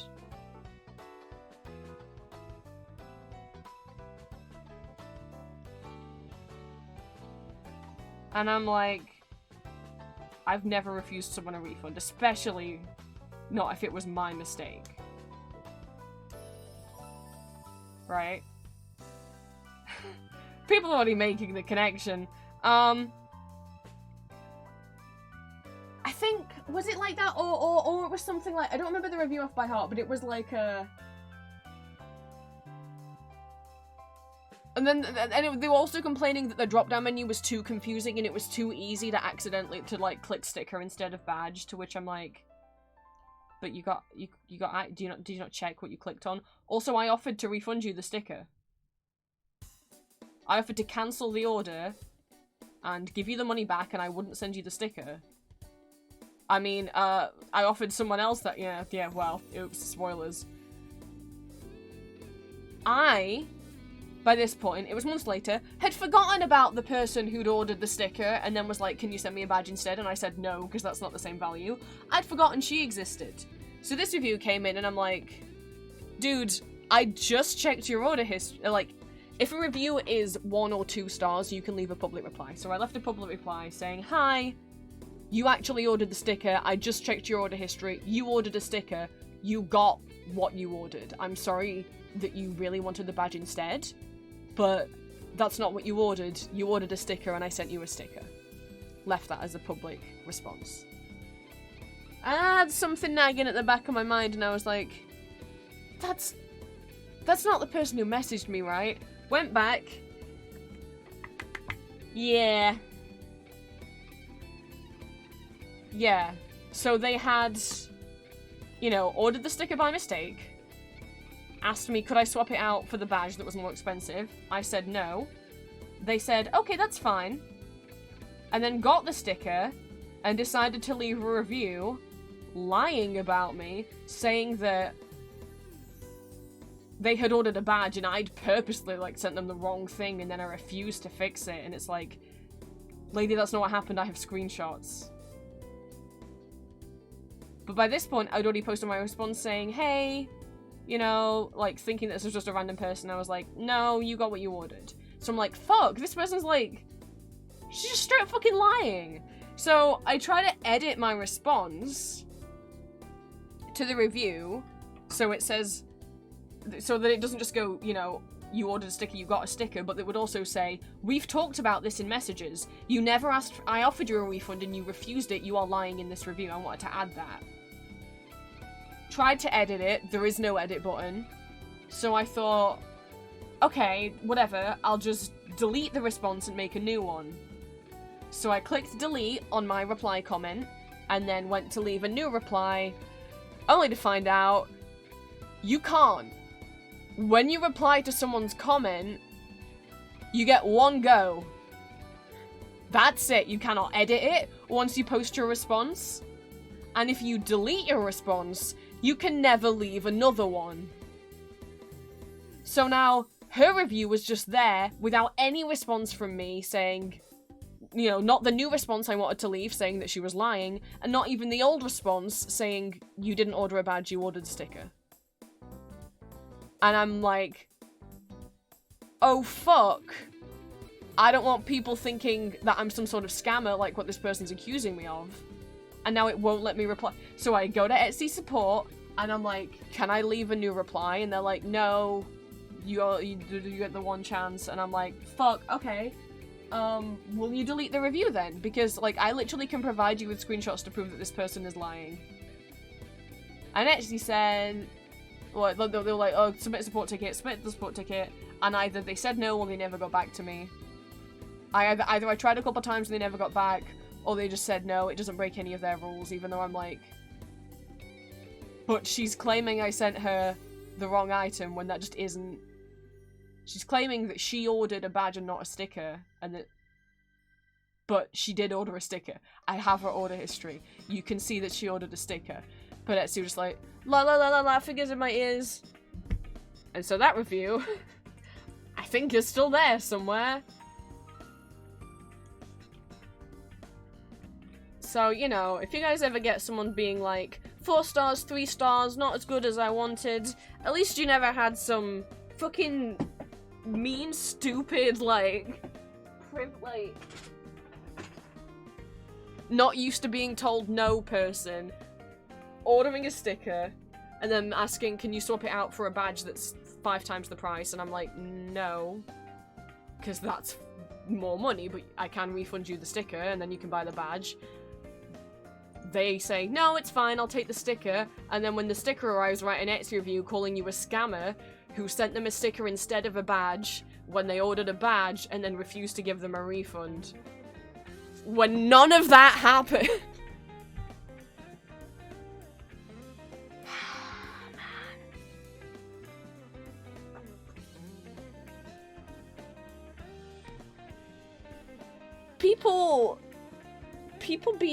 Some people be stupid. I mean, out of all my Etsy reviews, you know, how many of them have been from crazy people? Not the majority. I shouldn't say crazy people. People who want everything for free, or just people who don't read descriptions and refuse to be responsible for their own mistakes. I don't know. Hi, Cryptid. I was talking about my worst Etsy review that I ever got. Because, you know, and I'll be honest, like, I've been doing Etsy since 2017. I started it while I was a full-time student. And I think maybe my first bad review was like a 3-star, someone was complaining about it being late, and they were right. I was so overwhelmed with being a student that, I shipped 1 week's orders like a couple days late. It wasn't like a week late, it was like a day or 2, but they were correct, it was late.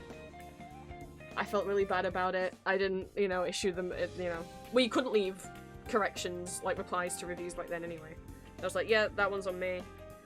But what bugs me is what, you know, people leaving reviews being like, I put these stickers on my water bottle and they're not waterproof. I'm like, yeah, no shit, they're not waterproof. I never said they were waterproof. Do not default as, like, the default status of a sticker is not waterproof, and if they are waterproof, then it will say that they're waterproof. I never claimed them to be waterproof. Why isn't that printing? It's just been really slow. My printer's on. You know, or people saying, this is smaller or bigger than I expected when I put the rough dimensions of all stickers in the description. And when people with the pins that I publicly say are 45mm because they are 45mm, people being like, whoa, it's way bigger than I expected, and I'm like, what do you think 45mm means? Like, from one side to the other is 45mm.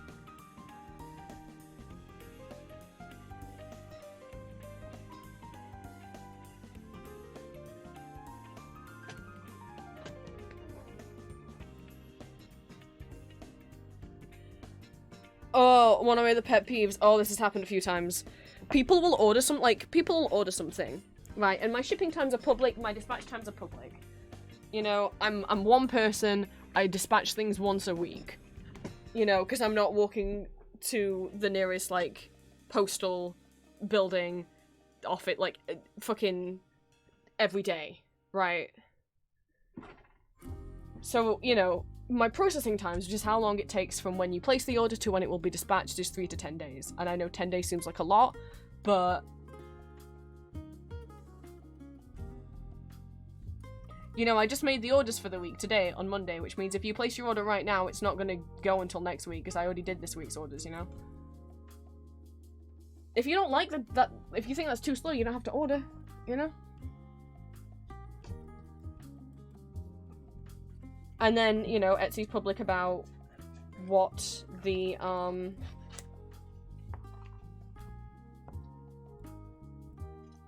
then the delivery times, although Etsy automatically, like, calculates delivery times, and Etsy's a fucking liar. Etsy says that it takes a week. Like, I can't control those times. Etsy auto-generates them, so Etsy's saying that it takes a week from when I ship it out for it to get to the United States is not true. It's not true. It used to take a week before COVID happened, and then ever since then, it's taken more like a couple weeks to over a month. Like, maybe more like 2 to 6 weeks. And it's been that, it's continued to be that way. It's not gone back down to a week. But Etsy never changed their pre-calculated shipping times. So it still says that. So I get people a lot being like, why isn't it here yet? And I'm like, read the notice in my shop.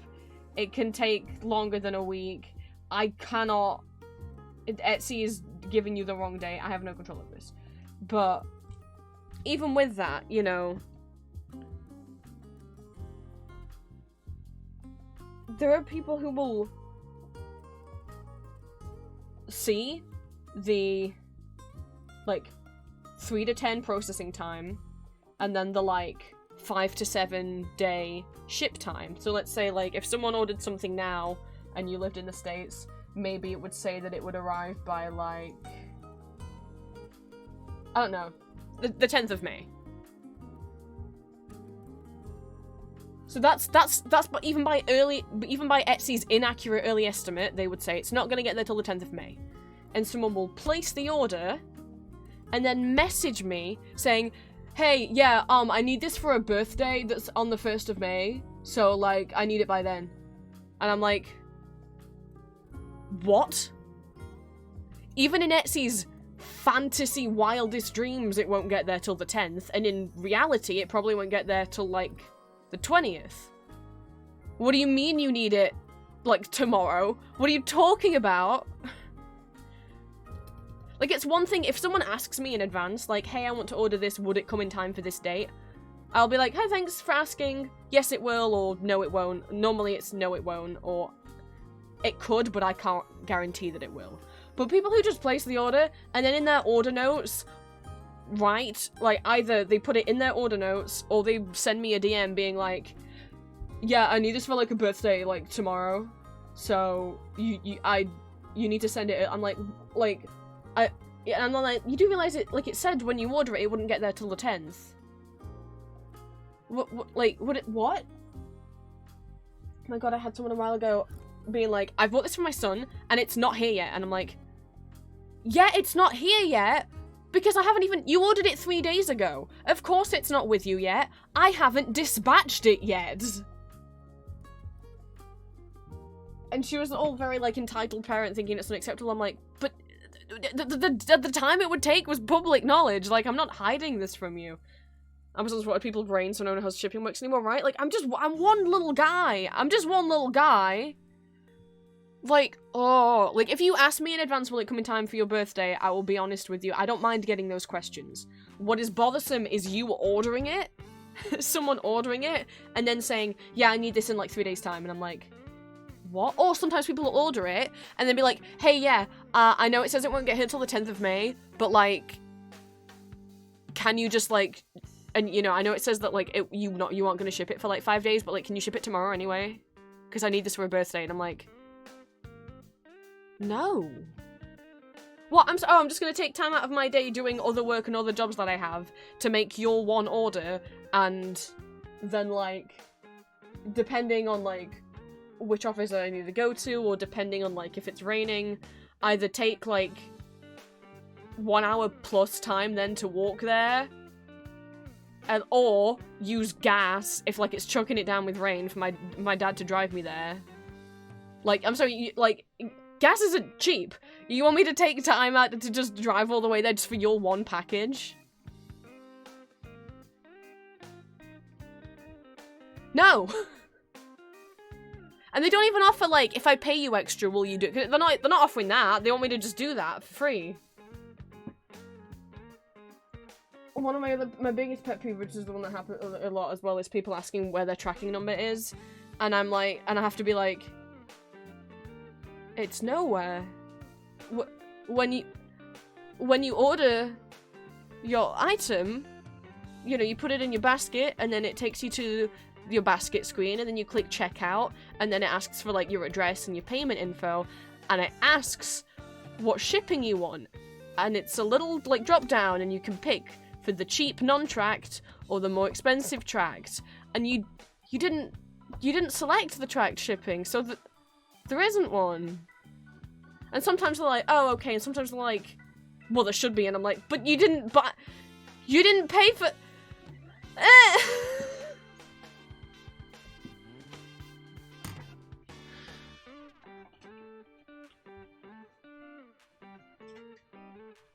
fucking people, man. I've never worked customer service physically in a shop. Like, I've had, like, real jobs. I say that in quotation marks. What I do now is still a real job, but, you know, I've had jobs where I actually had a boss and was going in places, but not doing, like, customer service or, like, cashiering or anything like that. But boy, Etsy really gives you a taste of it.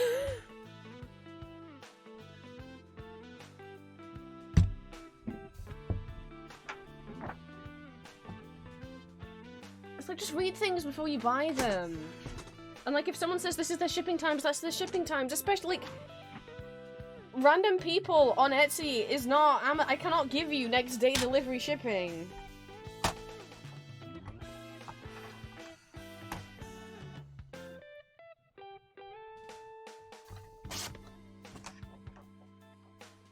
And, like, I don't say this to put anyone off Etsy. Like, that is most of the time people just place an order, and I send them the order, and then they don't leave a review, or they leave, like, a 4, or, well, normally leave a 5-star review, without, like, any comments.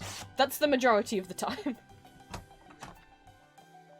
The majority of people, customers, are not pieces of shit. But Jesus fucking Christ. Most of these problems will be solved if they just read the description and title of the item.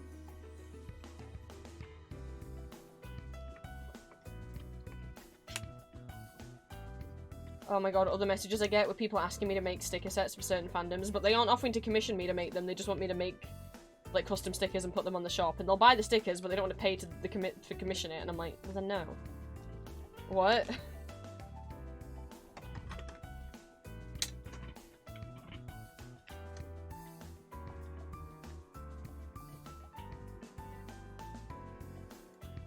or even like, this doesn't really frustrate me, it's just this is avoidable. When some people buy Pride stuff and then they send me a DM asking, or they send me a DM before they place the purchase asking if I do discreet shipping. I don't get bothered by these asks, by these questions. It's fine, it's real quick and easy to answer, because the answer is yes. But also you could have saved yourself the time, because every Etsy shop, if you scroll past their listings, has an FAQ at the bottom, and it is in my FAQ. If you order from me... Well, okay, if you're not in the UK, I legally have to put... Okay, if you're not in Great Britain, because this applies to Ireland as well. If you're not in Great Britain, I legally have to put a customs label on your package, and it will say what is in it and how much it cost. I know that kind of, you may feel that that defeats the object of marking it as a gift. Marking it as a gift means if... The idea of marking it as a gift is like if you order something and have it shipped directly to your partner's address, as like a surprise, marking it as a gift means your partner won't be charged customs fees, because why should they have to pay customs fees for something that they didn't buy, you know? That's what that's there for, to stop the recipient from being charged customs fees. Like import fees, right? It is not there to make the price of the package private. Sorry, legally, I have to put how much it cost, otherwise the parcel can't leave the country. Some people get real mad about that, and they're like, it says how much it cost on it, and I'm like, yeah? Sorry, you did want the parcel, right? Like, I have to put that on there. But in terms of writing down the contents, all I put is, if you ordered a sticker, it says, sticker. It doesn't say Marvel sticker, or Phantom of the Opera sticker, or bisexual sticker. It just says sticker. If you ordered a badge, it just says badge. So, yeah, it says what's in it. In the loosest, vaguest terms, it does not say if that sticker you ordered has Iron Man on it, or if it has the gay flag on it, like, so yes. In terms of, like, Pride items and stuff, yes. I do discreet shipping. It doesn't bother me to get messages about that, because they're easy to answer, but it's just, like, they could have saved themselves the trouble, you know, of sending the message, waiting for me to reply, just by checking the FAQ.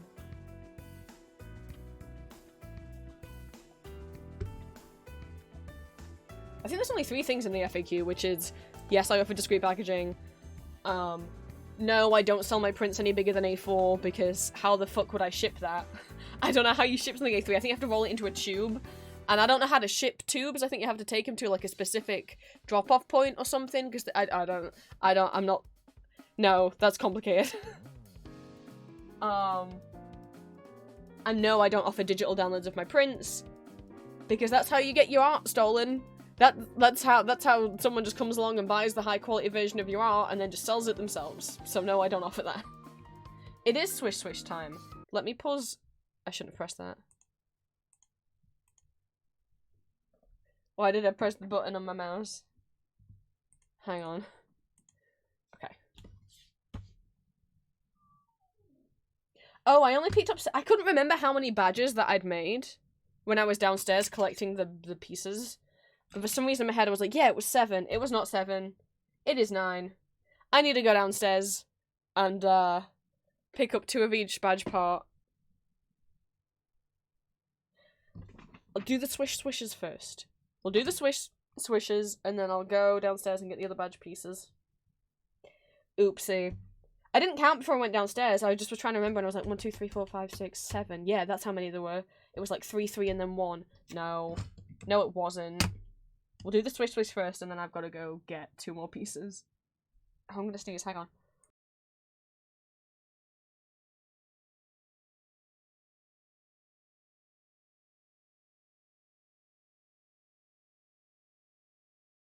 Or not. The sneeze wouldn't it wouldn't happen. It ran away. Ugh.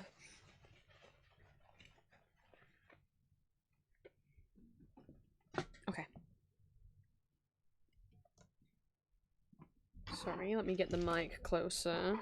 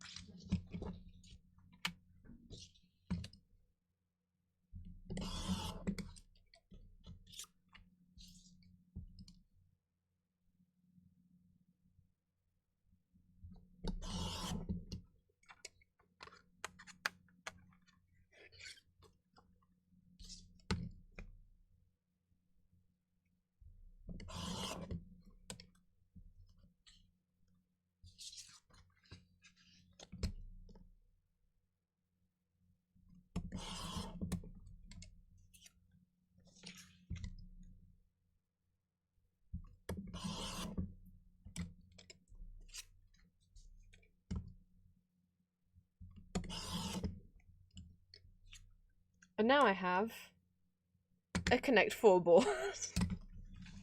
Okay. Let me, move you guys back. I've shown the microphone before. It's been a long time since this is what you guys look like. No. There you are. You have a frog on you. It's a Build-A-Bear Snap Watch frog. Well, it's not a watch. Snap bracelet. That's the term. He stays on there as a friend so that recording is less scary. But also, there's a red light on the microphone that's on at all times. It's on. It's solidly on when it is unmuted, and when it's muted it flashes. And I don't like seeing that red light. So he also covers that up because the red light is annoying. Move you guys back. Also, the bottom base is the perfect size for me to keep my moisturizer. So I slot the moisturizer on like that, and that's the mic setup. It's like literally the perfect fucking fit. This is not, it's a Nivea tub, but it doesn't have Nivea in it. It's got prescription moisturizer in it. I had Nivea moisturizer and it wasn't working for me. And then when because I have eczema and dermatitis, I've had it since I was a baby. So this is actually full of prescription moisturizer. Just the prescription moisturizer comes in like a massive fucking tub that's like this tall and has like a squirty, like, nozzle thing on the top. And I'm not bringing that around with me when I travel. So I emptied this out of Nivea stuff, cleaned it out, and I just keep it full of the prescription stuff. So that goes there, and then the lid of my cinnamon roll water bottle sits on the top like that, and that goes under the mic stand. This is my water. What a professional setup. Yeah, you guys have a froggy friend. There he is. I got him when I ordered my spring green frog. I got him online because at the time... I was just wondering when you'd invite me back for a bite. Thank you for the hydrate. I think at the time I got him, we were still in lockdown. I'm trying to straighten him out. No! So I ordered him online. I'd never ordered a Build-A-Bear online before. And that was the first time, because I hadn't had a Build-A-Bear since I was a kid. Before I got Mercutio, which is my Build-A-Bear frog. But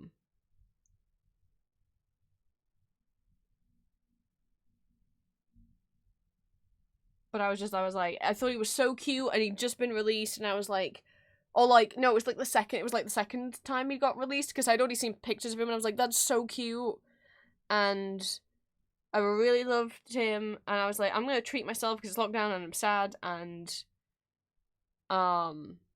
I was just discovering, like, age regression for the first time. I was like, I'm gonna order me a Build-A-Bear. He's birthday cake scented. You couldn't scent them when I was a kid.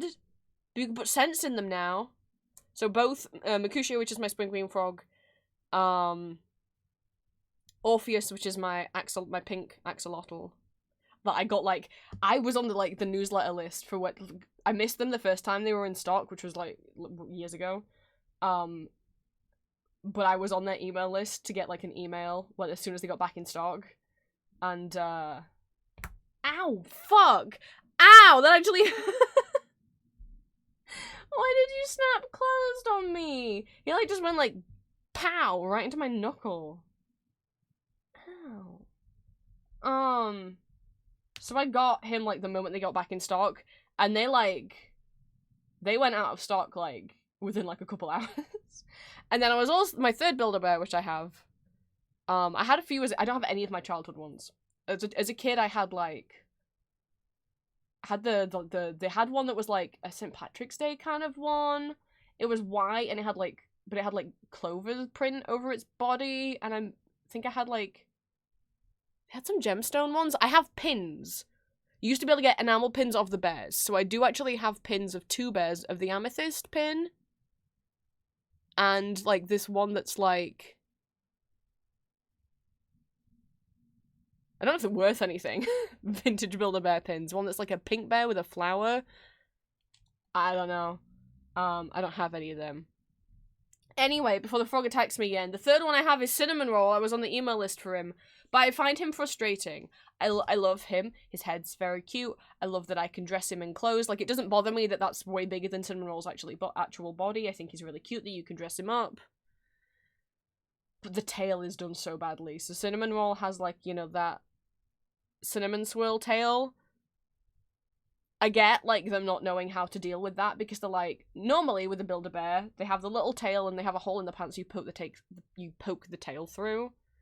And, how are they gonna do it with Cinnamon Roll? I don't know, they could have just had it be one long spiral that's not, like, sewn together, so you could feed it through. I don't know.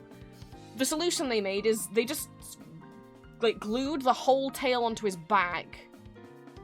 So when he wears any clothes, he looks like he's got, like, a really, like, pronounced hunchback situation.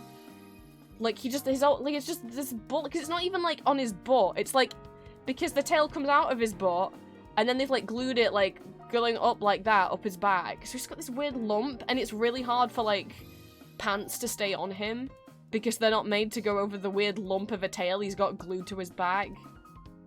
Anyway, he's birthday cake scented too. Yeah, they have birthday. Maybe the birthday cake's only online. I don't know. They have, like, birthday cake, lavender, strawberry, like popcorn or something. I don't know. But yeah, I go with birthday cake.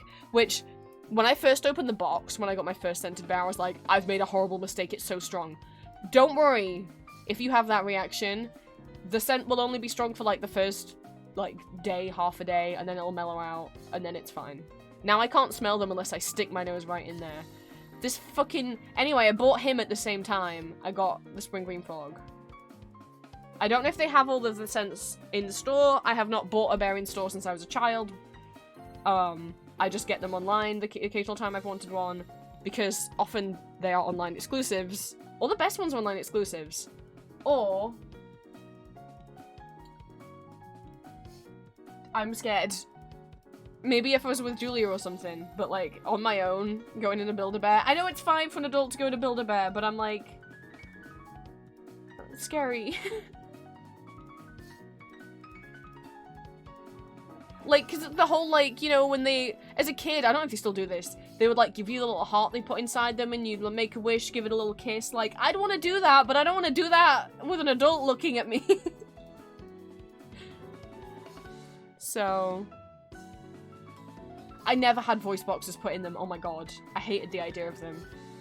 Because I'm like, but what if I roll over onto you in the middle of the night and then you jump scare me awake?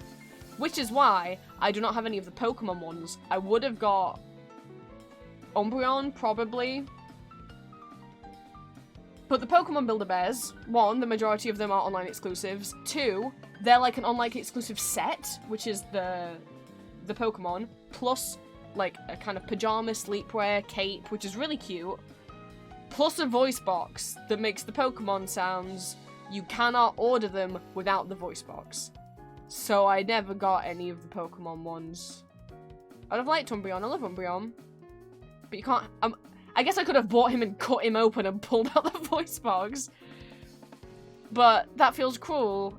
Like, I mean, I've taken plushies open before in order to restuff them. I've done that on some of Ari's, and I did that on my IKEA Shock, because I got my IKEA Shock secondhand, because it was back when you couldn't find them anywhere in stock.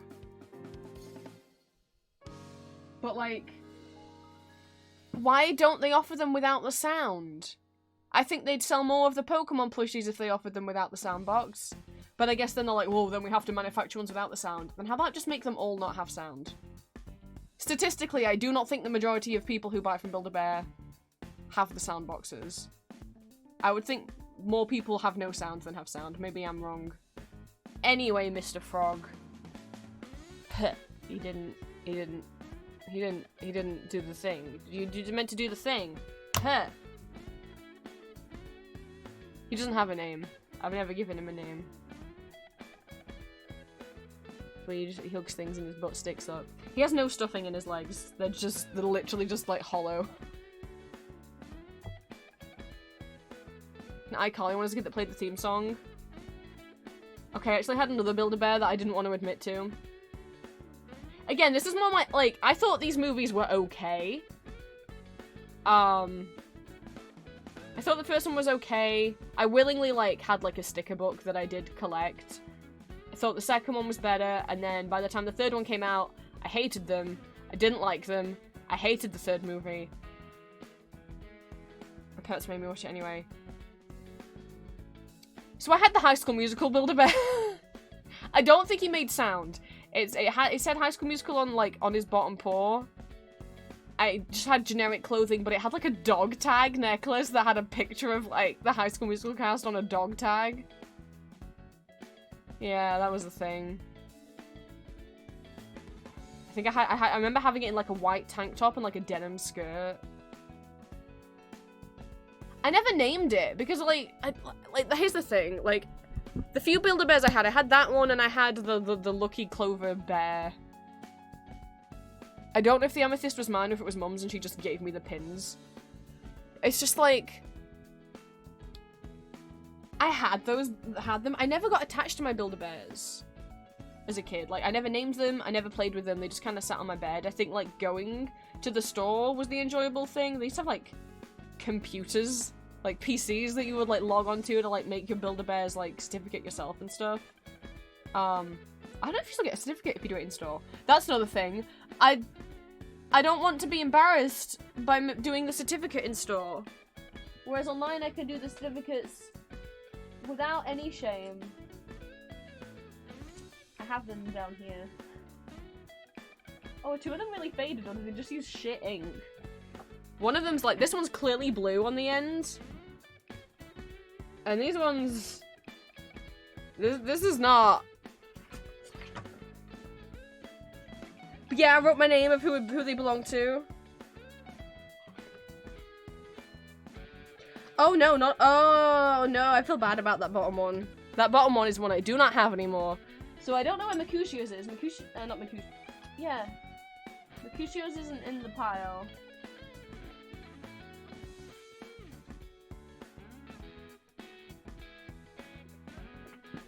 There was a fourth one I had. I got rid of him. I did have the werewolf, and I did name him Arden. I do not have him anymore.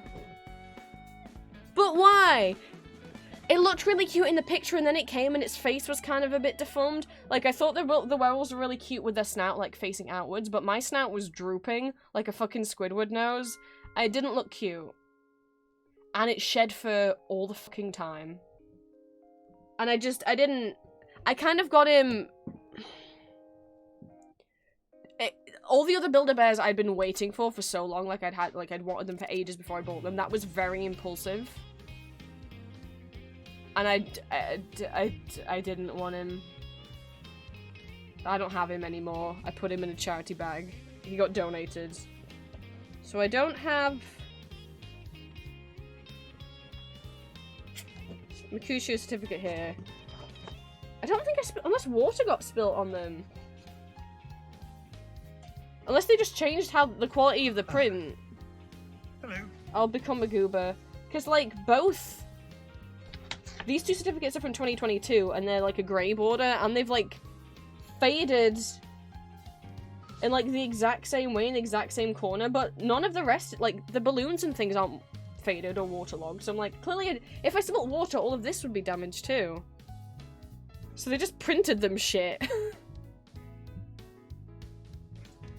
This is Orpheus' certificate. The date of birth, I just put the day I bought them. I got him on the... This is written... They used to... That's it. They wrote on the certificate entirely differently. I'm gonna presume they wrote it the UK way. So I got him on the 9th of March 2022. He's 20 centimeters tall. He weighs 198.4 grams. His fur is pink. His eye color is black. He belongs to me.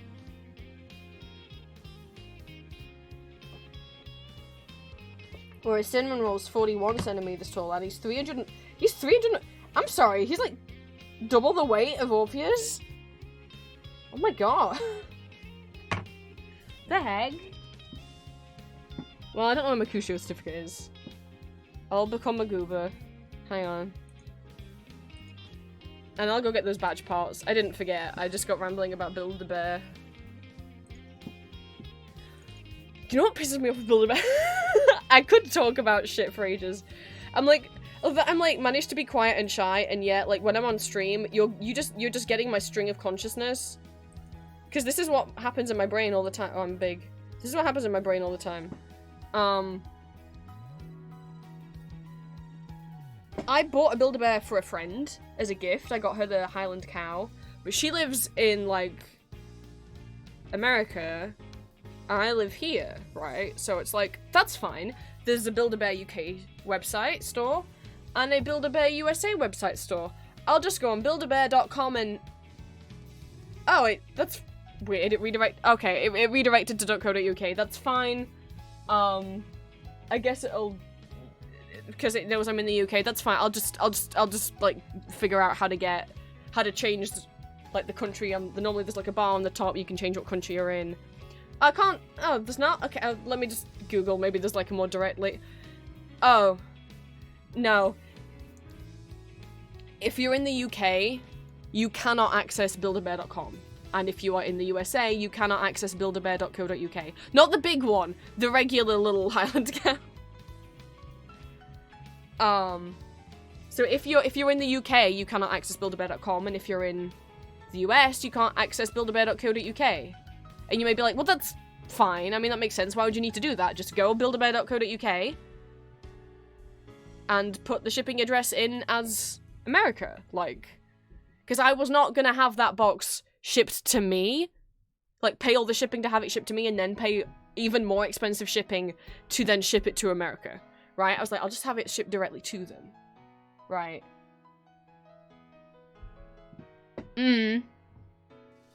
No. If you order from buildabear.co.uk, you can only ship to UK addresses. It will not accept addresses anywhere other than the UK. And if you go to buildabear.com, you cannot ship to any address outside of the States. You cannot order from the Build-A-Bear UK store and have them send it to the States. But you also cannot access the US store. I guess if I had a VPN, I could have, but I don't have a VPN, and this was like 4 years ago. So I didn't even know what a VPN was back then. So I guess if you had a VPN, maybe you could get on buildabear.com.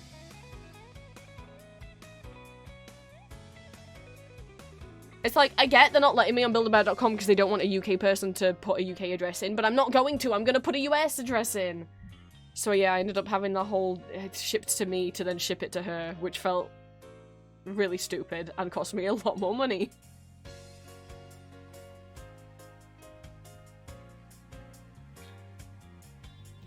Like, they could still let me access it and just be like, you can only ship it to a US address, but... No.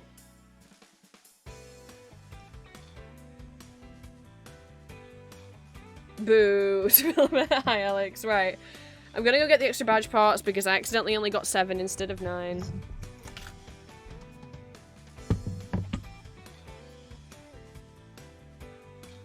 I'll be right back.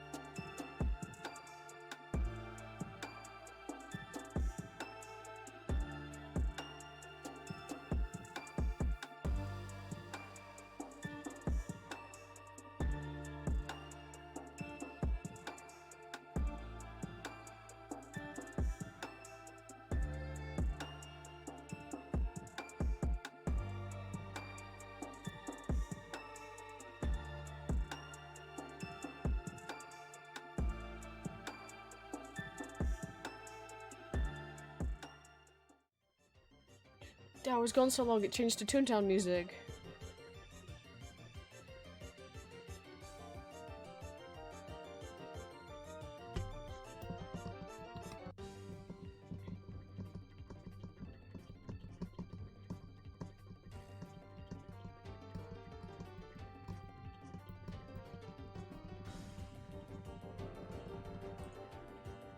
Red. Is Queen getting cozy? I've got magma open down here.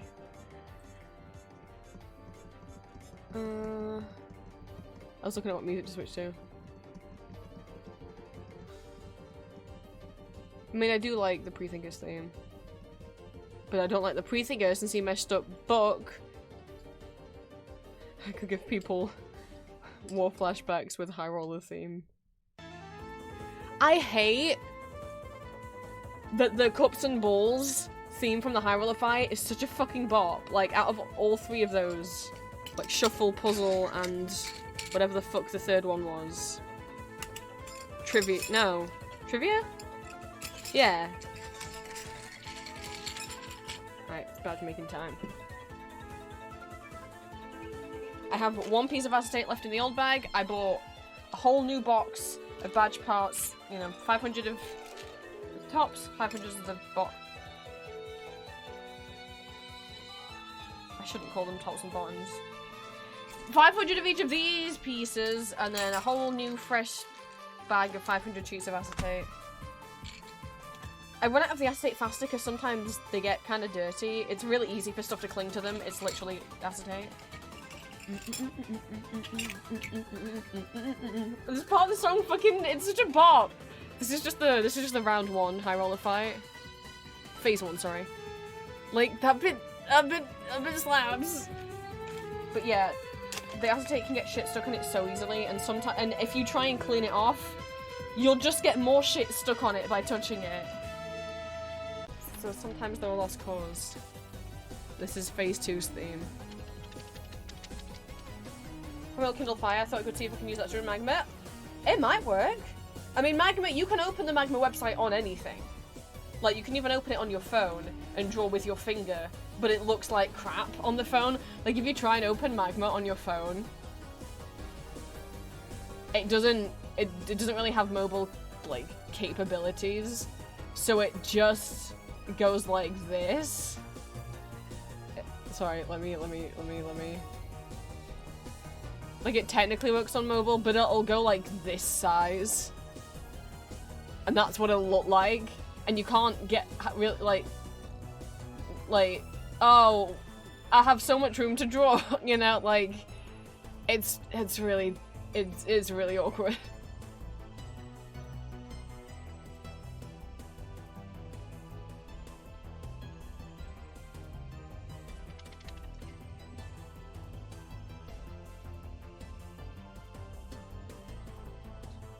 The last piece of acetate from my bag.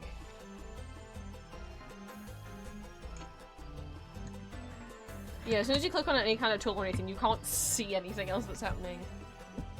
Oh, Green's having coffee and drawing back into bed. Oh, Green, I hope you feel better. Hopefully with some rest and some coffee and some good foods later, you'll perk up a bit. Try opening it on my 3D. Oh my god, Starlight! I mean, if you got, you know, as long as you have access to an internet browser, technically you can open it on anything. I don't know if it'll crop it weird, but you can try it. Oh, it's the Cups and Balls theme. Why is it so catchy? Why does it slap? The Cups and Balls round of the High Roller boss fight into a couple classes is one of the most stressful things I've ever done. The trivia rounds, some of them I know, but regardless of if you don't know them, you can look up the answers online.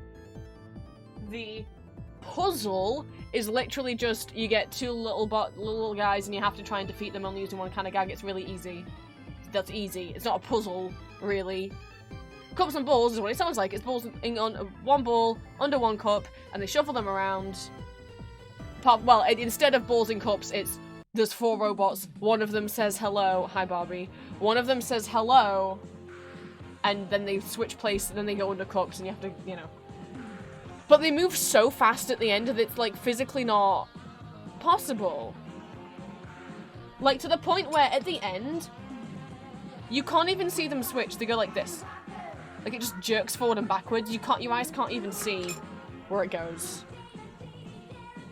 We're gonna listen to high roller ones again. I only have the regular versions, so I don't have them extended and looped, so each of the tracks is in like a minute, sadly.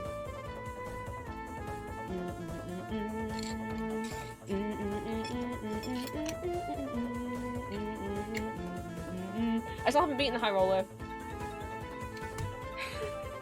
The only attempts that I've done are the ones we did on stream. I did really want to defeat, and I was gonna like try and have a go at him like once a day. But I'll be honest, this last week I kind of forgot. I just realized, oh fuck, I forgot he existed. Oh no. Plant's beaten him like at least twice now. Plant's really cool.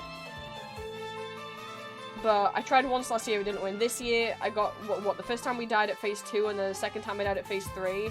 I think if we'd had 4 people, if we hadn't lost that one person during the earlier rounds, I would have got him last time. So I'm like, maybe next time we'll do it, because I'm making progress each time. But it's like, I mean, I saw some people who beat it in an hour. I think for me it would take more like 2. It took me like it took me hours. Oh no, is that Bulls and Cubs? Like, and I just don't have 2 hours to sit down and play Toontown right now. I've moved on to Hades.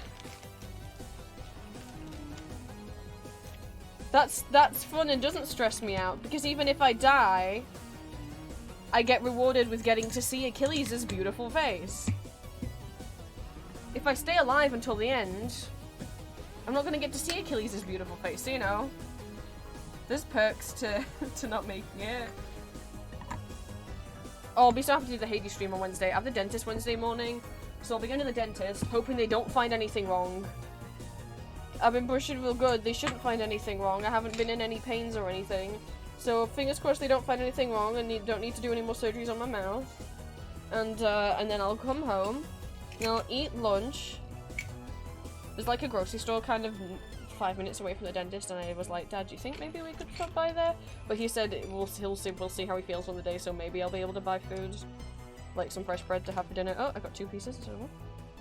To have for lunch before stream, but maybe not. We'll see.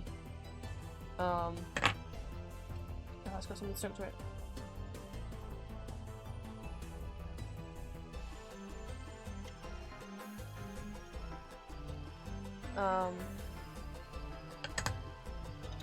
It's stuck to it.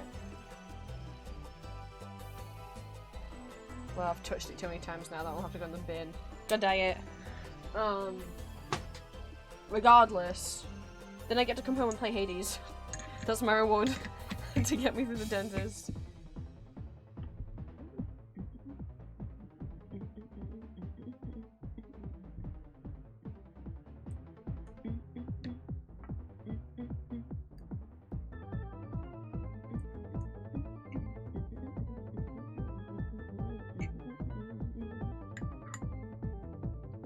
We install Hades when I give it another. I didn't know I had an easy mode that's big and set.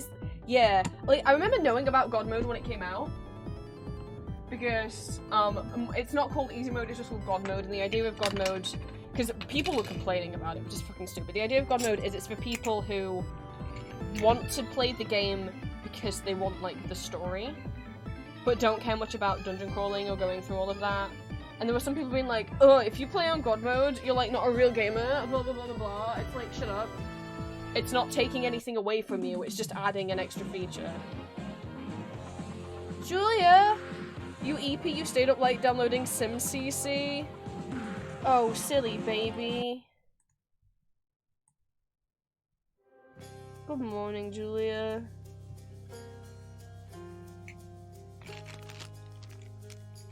It's okay. You don't have work today, right? Fuck, if you have work today. Wait, do you have work today? I don't know if you've sent me your I don't think you sent me your schedule for this week. You didn't! I have no idea.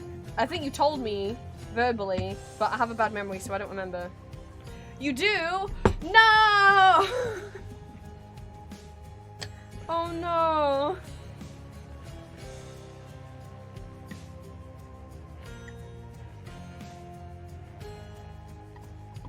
Julian, no.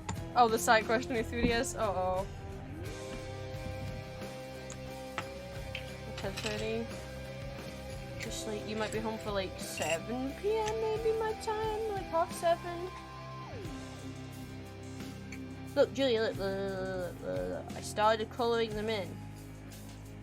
They're getting colored in. I was doing this before stream. So I've got colour in them. You don't have blush yet. I'm gonna do the blush on everyone at the end.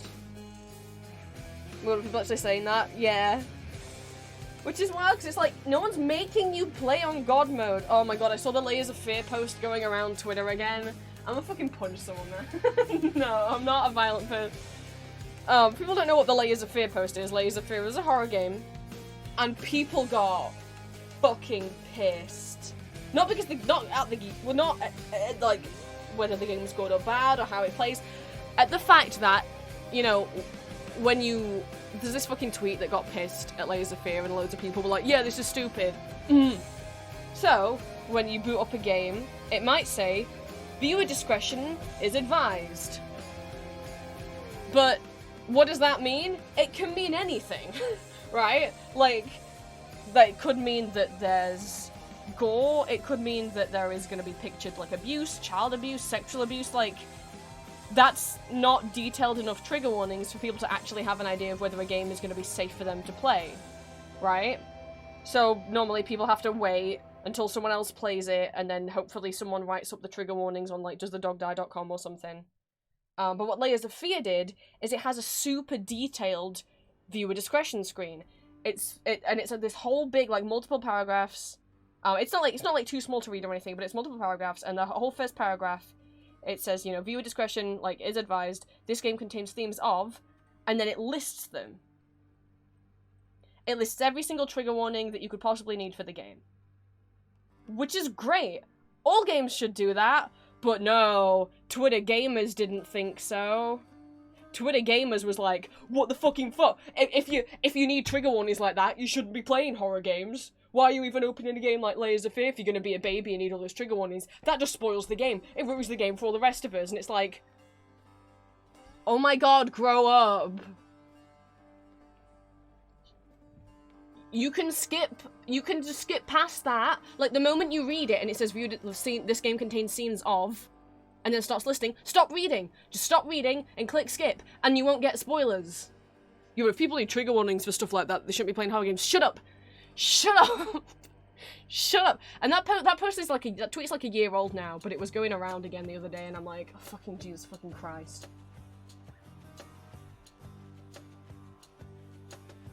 Like, it's more detailed than viewer discretion is advised because different people have different limits, right?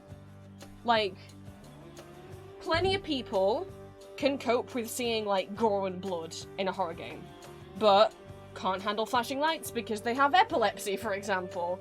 You know? Exactly, Julia. They're like a flashing warning can be life-saving. Or, like, someone can cope with gore and blood and horror, but for example, like, Alice Maz Returns. I love Alice Maz Returns, but all it says is that it's, like, got, like, mature content or something like that in it. Which, what does that mean? Well, you know, it's got some blood. It's not that heavy on the gore, so you might think, oh, that's not that bad. It's not that heavy on the gore. It's got child sexual abusers in it. And that's something. Some people can cope with really heavy gore and body horror, but don't want to see depictions. I mean, it doesn't show children being sexually abused, but there are characters who are sexual abusers of children, and that's like one of the things you uncover in the game. And some people don't want to play a game with that in. Some people don't want to play a game with sexual assault depicted in it. Like, Fear and Hunger has both body horror and gore, but it also has depictions of addiction and of sexual assault. Like, not just mentions of it, but some of the enemies you die to, the death scene is them, you know. Like, different people's limits are different.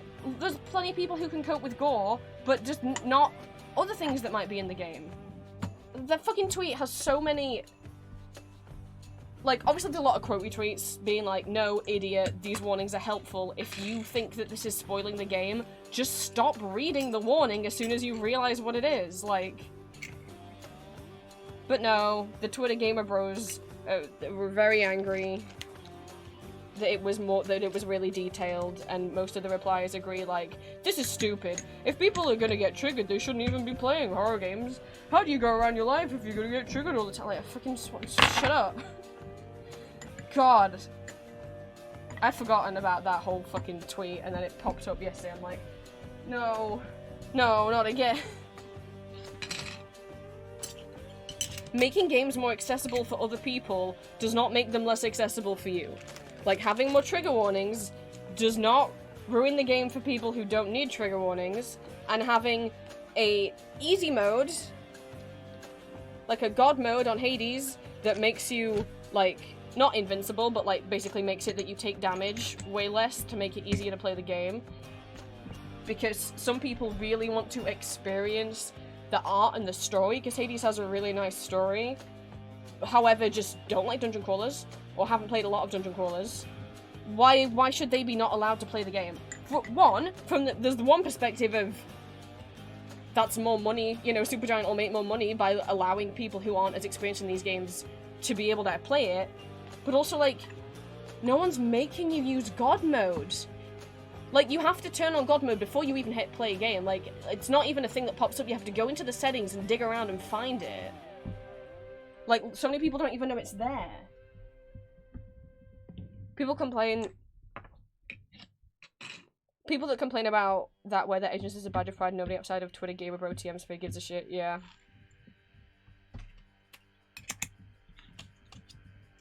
Like, and anyway, that whole rant came about, came out of us talking about God mode on Hades. I knew about God mode when it came out, because, as I was saying, people were being stupid and complaining. But then I, like, forgot about it until Desmond came into stream a few weeks ago, like last month maybe it was, it's probably longer, it was probably about a month ago, and was like, have you thought about playing Hades? And like, I love Hades, but I just find it too difficult. I don't play games with fighting in it, really. I mean, I've been playing Toontown a bit lately, so maybe I've got a bit better, but that's very different. That's like a turn-based RPG style combat, not running. You don't have to run around and dodge enemies, as well as also hitting them. But Dem's like, why don't you play an easy mode? I'm like, I forgot there was easy mode. Okay, well, I'll try it, but I don't think... Yeah, and I've surprised myself. Because I've been improving at it pretty quick. The first time I did Asphodel, I died, like, straight away because I was in such low health from Meg. Because the first time I got into Asphodel was the first time I beat Meg. And I died pretty soon after because I hadn't got better at beating Meg. Now I consistently beat Meg every time. I've beat her every time since I beat her the first time. And the second time I got to Asphodel, I died because I got a god trial, and followed by the death boat thing. So two, like, events that happen randomly. You don't get those every run, and I got them back to back. And then the third time, I got all the way through Asphodel and got to the final boss of Asphodel for the first time, and beat him first try. Which is, that's not me bragging, that's me being like, I'm sorry if that sounds like I'm bragging, I'm just like, I'm not meant to be good at games. Like, oh sorry, I still have this up instead of Magma. That was just really surprising for me, because I'm not someone who, like, does a lot of gaming, and the gaming that I do tends to be rhythm games and puzzle games. So, like, for me personally, to find a game that I'm good at, and that I enjoy, I would never have tried Hades, and thus discovered this game that I'm now actually enjoying playing. This is the first time I've ever enjoyed playing a game with fighting in it. Toontown's different. Toontown is because I play it with other people. But I've never found just, like, a single player game that I actually just enjoy playing. Like, that I get so much joy out of playing. I've never had this experience before. Especially not with a game where there's fighting and killing enemies in. And I would have never got to discover... And, like, I already loved Hades, but I would never have gotten the chance to fall in love with playing Hades if God mode didn't exist. I would have never have picked it up, because I would have just been like, that's too hard. And, yeah, maybe even on regular mode, I still might have been able to make progress, but it would have taken a lot longer, and I know me. I would have got disheartened. If I was dying every single run, if I died to Meg, like, 30, 50 times in a row, I would have dropped the game by now. I don't know how often people normally die to Meg. I think I died to her... I think I got past her on my, like, 12th or, like, 14th run. But if it had taken, like, 30, 40, 50 runs, I think it would have been, like, got too frustrated in a non-fun way. Because I haven't found myself getting frustrated at Hades. That was always my fear of, like, playing games, of, like, if I get frustrated, I will be actually upset. It won't be fun, I'll just be actually distressed.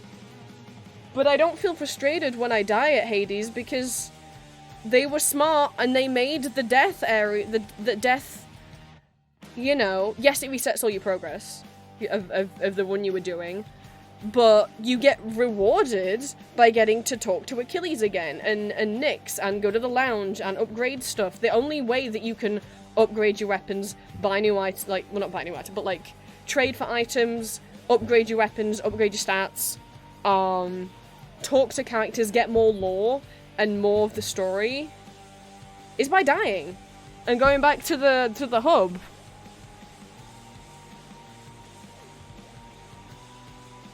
So it makes it, like, not as painful mentally when you die. That's my issue last time with Hades, I got frustrated in a bad way. Yeah, exactly, that's why I was scared of playing it on stream. I was like, if I get frustrated in a bad way, stream isn't gonna be fun for anyone. Like, some people enjoy that part of games, of, like, of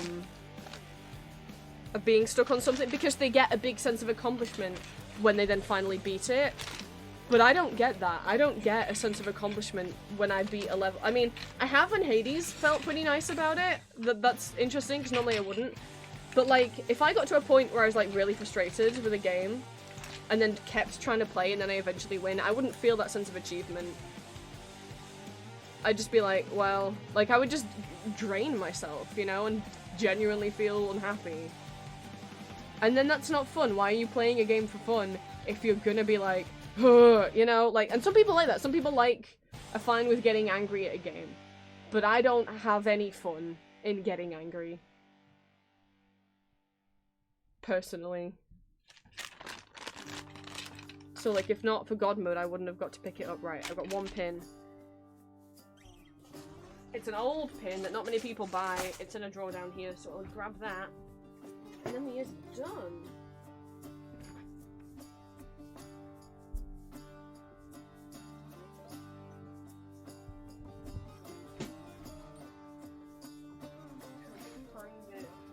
I don't have many pins in this drawer. It's mostly, like, old stock that I probably should get rid of. Or, like, stock that I can't sell, because, like, it's, like, Pokemon stuff and it got taken off Etsy. You know what's the first fighting game? I really liked it because I got it on my Switch and they had codes so I could play the game, and if I got stuck I could switch to the help codes and we could one-shot. That's nice! I wasn't into everything. What is this? Those are my ghost ones. Ah! Anonymous, I see you! This is the one Transformers thing I have in my store, and I don't sell many of them because it's not called Transformers Pin. And it's not called Transformers Pin because that would get me... Hasbro are kind of notorious at, like, taking down Transformers fan art, so most people don't call them Transformers. But it is called the Rodimus Star, which is what it's called. So the Rodimus Star in the... We're having a Transformers talk. In the Lost Light and More Than Meets the Eye, and then Lost Light is the sequel, in those comics. Rodimus is the captain of a ship called the Lost Light. And essentially he makes these things that he gives out to members of his crew, which is the equivalent of, like, a teacher giving out her students, like, a gold star sticker. So these are the Rodimus stars. He gives these out if you've been a good boy. It's like a little pin or magnet. I don't know what it is meant to be in the show, or, like, maybe it's just a sticker. I don't know. And you'd be like, that's really, and it's shaped like Rodimus's face because Rodimus is a little bit of an ego. I shouldn't say ego. He's not, like, selfish. He's just a bit vain. But there's nothing wrong with a bit of vanity. He's allowed to think that he's hot stuff. He is hot stuff. He's still, like, kind to his friends.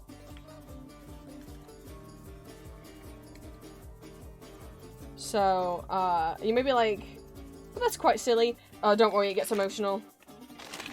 Because there's a character that Rodimus at first hates and does not want him to be on the ship, and they butt heads a lot. But then they kind of come to grow and respect each other and become friends. I ship the hell out of them. And then at the end, said character has to go away. I don't want to spoil, because this is like major spoilers. But the last scene where Rodimus sees him before he leaves, Rodimus gives him a gold star. And I'm like, no, you can't fucking make the Rodimus star bit a thing that's gonna make me cry. No! Because that's like, you know, because him going from like this person that like Rodimus like couldn't stand and thought was a piece of shit to then basically being like, I think you're a good person, you know, I respect you, by means of a silly little gold sticker. Fucking shit, man! I love the Transformers comics. Something about Cyclonus. I love that you sent that picture. Green was at a Comic-Con and sent a picture in the Discord, like, can anyone tell me which 2 Transformers these are? And I was like, I can tell you what every Transformer in that picture is. Well, there was one that was like half in the picture. I couldn't identify the exact toy, but I knew what, like, in terms of what model of toy it was, but I'm like, yeah, no, I can tell you every single character in that picture. And then there was one, the only reason why my sibling got involved is because there was one at the back, and I'm like, that's not a Transformer, that's a Power Ranger Megazord. And I swear it's Ninja Storm. I watched a lot of Power Rangers growing up with my sibling. And, yeah, both of the ones that Green wanted to know who they were, they're both Cyclonus. But I was like, and I googled Power Rangers Ninja Zord and it didn't come up, and I was like, am I insane? And so I was like, I went into Ari's room, because Ari has like 12 shelves, one with Power Rangers and the other 11 of Transformers, and I was like, can I have a look at the Megazords? Yeah, that one, which one's that one? And they're like, it's Ninja Storm. I'm like, I knew it! And they're like, why are you asking? I'm like, well, this person sent me a photo, and one of my siblings like, have you got Transformers friends? I want Transformers friends. I'm like, well, they're not a Transformers friend yet. But who knows? So my sibling, like, followed me into my room. And it was like, oh, that's why you couldn't find it, because it's the alt mode of the Ninja Storm Megazord, where he gets, like, sheds a lot of his armor and just kind of looks like a guy, and I'm like,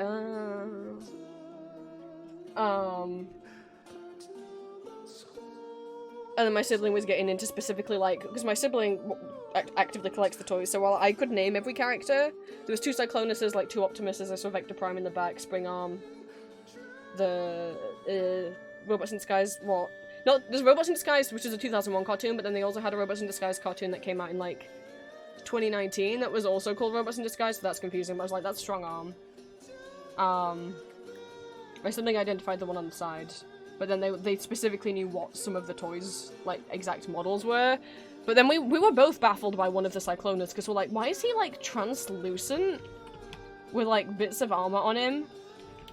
So I was like, TF Wiki, save me! So we just went on the TF Wiki.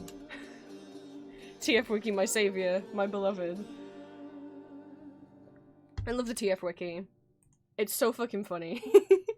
Like, well, 1, it is informative. 2, they write the silliest captions under the images.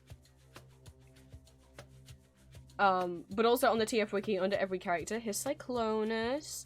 You can also, you got main, G1 cartoon, IDW 2005, which is the comic one that I follow. That's what the Lost Light and the Mother Meets the Eye comics are. If you go down here, it will show you, like, different continuities. Like, this is the 2019 continuity, which is what the current comics are. They, like, rebooted all the comics, which is really sad. So him and Tailgate don't date in the comics anymore because they rebooted them. But it's fine. It's whatever.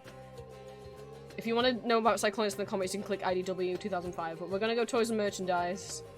Yeah, so anyway, I ended up sending, a video from a YouTuber who covers a lot of, like, recaps Transformers comics lore if you don't want to have to read the comics. That was recapping Cyclonus and Tailgate's entire romance. So that my husband can identify the toy so quickly. I can identify the character, but I don't know the specific toy lines because I've never collected the toys. 1, money. 2, space. 3, I'm picky. Like, I would just have the toys of my favorite characters, and, like, I love Cyclonus. I have 1 toy of Cyclonus, that's all I need. I don't need multiple. As long as I've got one, I have one Cyclonus and one Tailgate, and I post them so they hold hands. That's all I need. And they scale pretty well, even though they're from entirely different eras. I think I have the 2008 Legacy Cyclonus, and then the 19 Combiner Wars Tailgate, something like that. It might be Siege, I forget. Whereas my siblings always collected the toys. I don't know if I'd got into collecting the toys if I'd been allowed to collect the toys as a kid. But I wasn't allowed to buy Transformers as a kid because they were boy toys, according to my parents, so...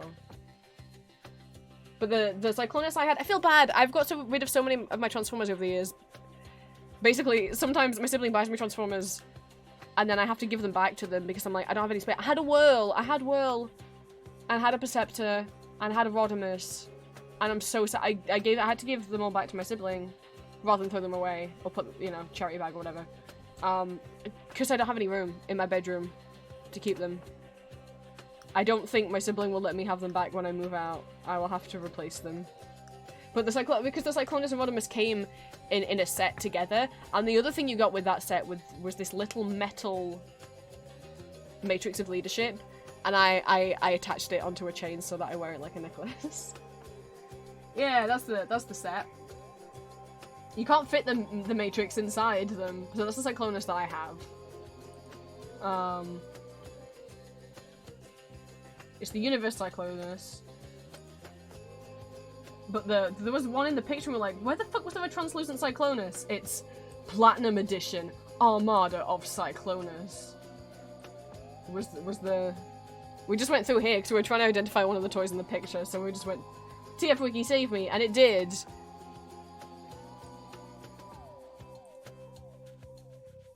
But I love TF Wiki, like, part of the Hasbro Platinum Edition offerings for the 2016 commemorating the 30th anniversary of the Transformers the movie. Cyclonus is a redeco of his 2008. Oh my god, fucking Hasbro is so lazy. They often just like reuse toy molds. Which is like, it's one thing if you're reusing a Cyclonus mold for Cyclonus, it's another thing if you're reusing a mold for one character for another character. They've just, this like, because it doesn't work, then it doesn't look like that character, and the toy quality of Transformers toys when we were kids was so much better than the toy quality now. My sibling has so many like Cybertron era toys, so like 2005-ish, that hold up fine, like after being played with roughly by a kid. But even though they're like 20-year-old toys, they're really solid. Like my sibling can transform them very easily, not worry about them breaking. New toys, you have to be so careful. They fucking pegs snap off all the time. Fucking, like...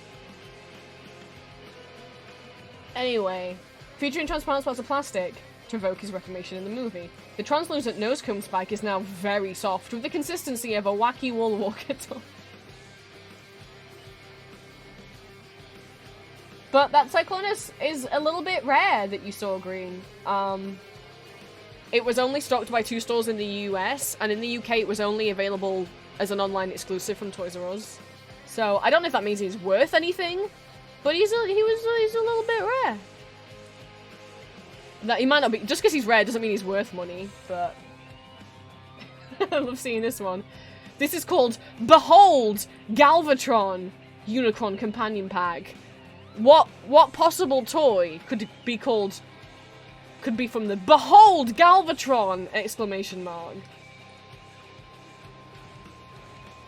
Is this?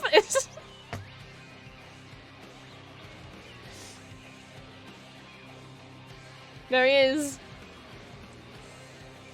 What do you mean that's not the Cyclonus that you wanted? He's 10 centimeters. He looks like he's made of soap. He's like not like 10 millimeters, centimeter tall. Can I see? Oh, okay. So this was Behold Galvatron. What's up with his face? That's not what Galvatron looks like in the movie. What the fuck is? Oh, it's meant to be movie Galvatron. That's not what it.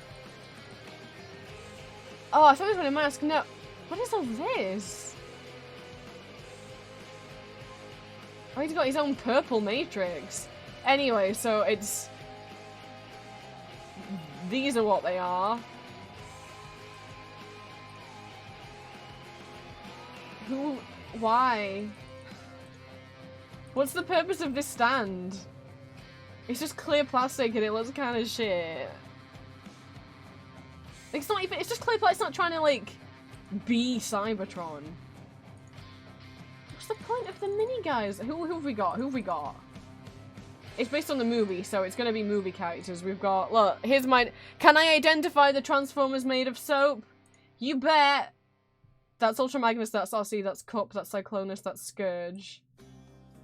Oh fuck. Well, I'm gonna assume that's Swoop and not Laserbeak, because it's with the other Dinobots. But not- wait, there's like 4 of them. They didn't include Sludge. He always gets left out. We got Swoop, we got Snarl, we got Grimlock, we got Slag, because that's a type of like waste metal thing. I can't remember, we learnt about it at school. But he got renamed to Sludge, because in some countries like the UK, slag means slut. So, he got renamed to Sludge. Right? Oh, no. What did he get renamed to? Fuck, no, I forget what he got renamed to. Hang on. Fucking no. No! Sludge is Slug is what he got renamed to. That's right. Sludge is my favourite. He's not there. Sludge is dumb. Sludge is like a long-necked dinosaur. Why'd they leave him out? He always gets left out. Who's at the front? It's hard to tell. Megatron, Starscream, Soundwave. That is incredibly blurry. This looks like a cone head. I mean, what? It is a cone head. But all the cone heads look, well, frankly, this, without being coloured in, that could also be Thundercracker or Skywarp and not Starscream. This cone head is not coloured in, so it could be Dirge or Ramjet. Oh, the Thrust. Oh, it's very rare that I remember the name of all 3 of them. Who the fuck is that? It's so blurry. I can't make out his head shape. I was like, maybe it's Shockwave? Because this is, like, clearly a line of Decepticons. What is happening? But it looks like, my brain's saying it almost looks like he has a horn here, which makes me think of Cliffjumper. Why would Cliffjumper be there? It's like a cannon up here. It's not Soundwave. I'm gonna guess that it's Shockwave, but I can't tell. Does it say? Does it list them? Oops. I closed the whole thing down. This is stream now. Identifying soap transformers. What's the point of this set? Oh wait, okay. Who was it? It was Perceptor? Yeah, fucking shit. Okay. I was gonna say, I'm like, he clearly had a cannon or some kind of long tube on his left shoulder. And so I was thinking, who the fuck has that? Soundwave has it on the opposite. Perceptor does have it there. But Perceptor wasn't in my field of... Perceptor was not at all in my realm of guessing, because I just assumed they were lining up Decepticons. Why did... Perceptor's an Autobot. Perceptor's one of Optimus's boys. Why is he in the middle of the Decepticons? Also, when making figurines for the movie... Perceptor is in the movie. He has, like, a couple lines. Why would you choose to do Perceptor over Blur? Or, call me crazy, the lead character, Hot Rod? Why is there no Hot Rod? Okay, so Hot Rod is Rodimus Prime. When Transformers get promoted to a Prime, their name changes, so like Hot Rod becomes Rodimus Prime. Optimus's name before he was a Prime was Orion Pax. Why isn't Rodimus there? He's literally the main character of the movie. I love Perceptor, but what? I guess he's a spy. Behold Galvatron, you knew this came out in 2022? What is this bullshit? Major leadership chain, two-side cat... Quintesson... Oh, that's that. Quintesson Cruiser. I mean, that's cute that they made a Quintesson Cruiser toy. You know, and then the other ships. Because these are the, like, don't get me wrong, it is cool that they made figurines of the 3 spaceships from the movie. I don't think I've ever seen figures of all of these ships before, especially the funky spiral ship. Yeah, that's a ship, not a satellite dish. Minifigures of our sea cyclone. It was Dirge! It was Dirge! How the fuck were we ever meant to tell that? All the cone heads look the same when they aren't coloured in. They're called cone heads because, well, I mean, they've got cone for a head.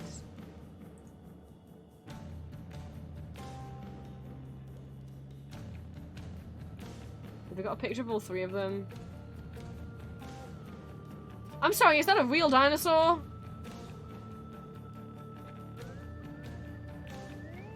That's just a real... Alright. Forgot that they were real... Dude, human Transformers is... wild. There's Dirge and I think Ramjet. See, they have cones for heads. That's why they're called the cone heads. So...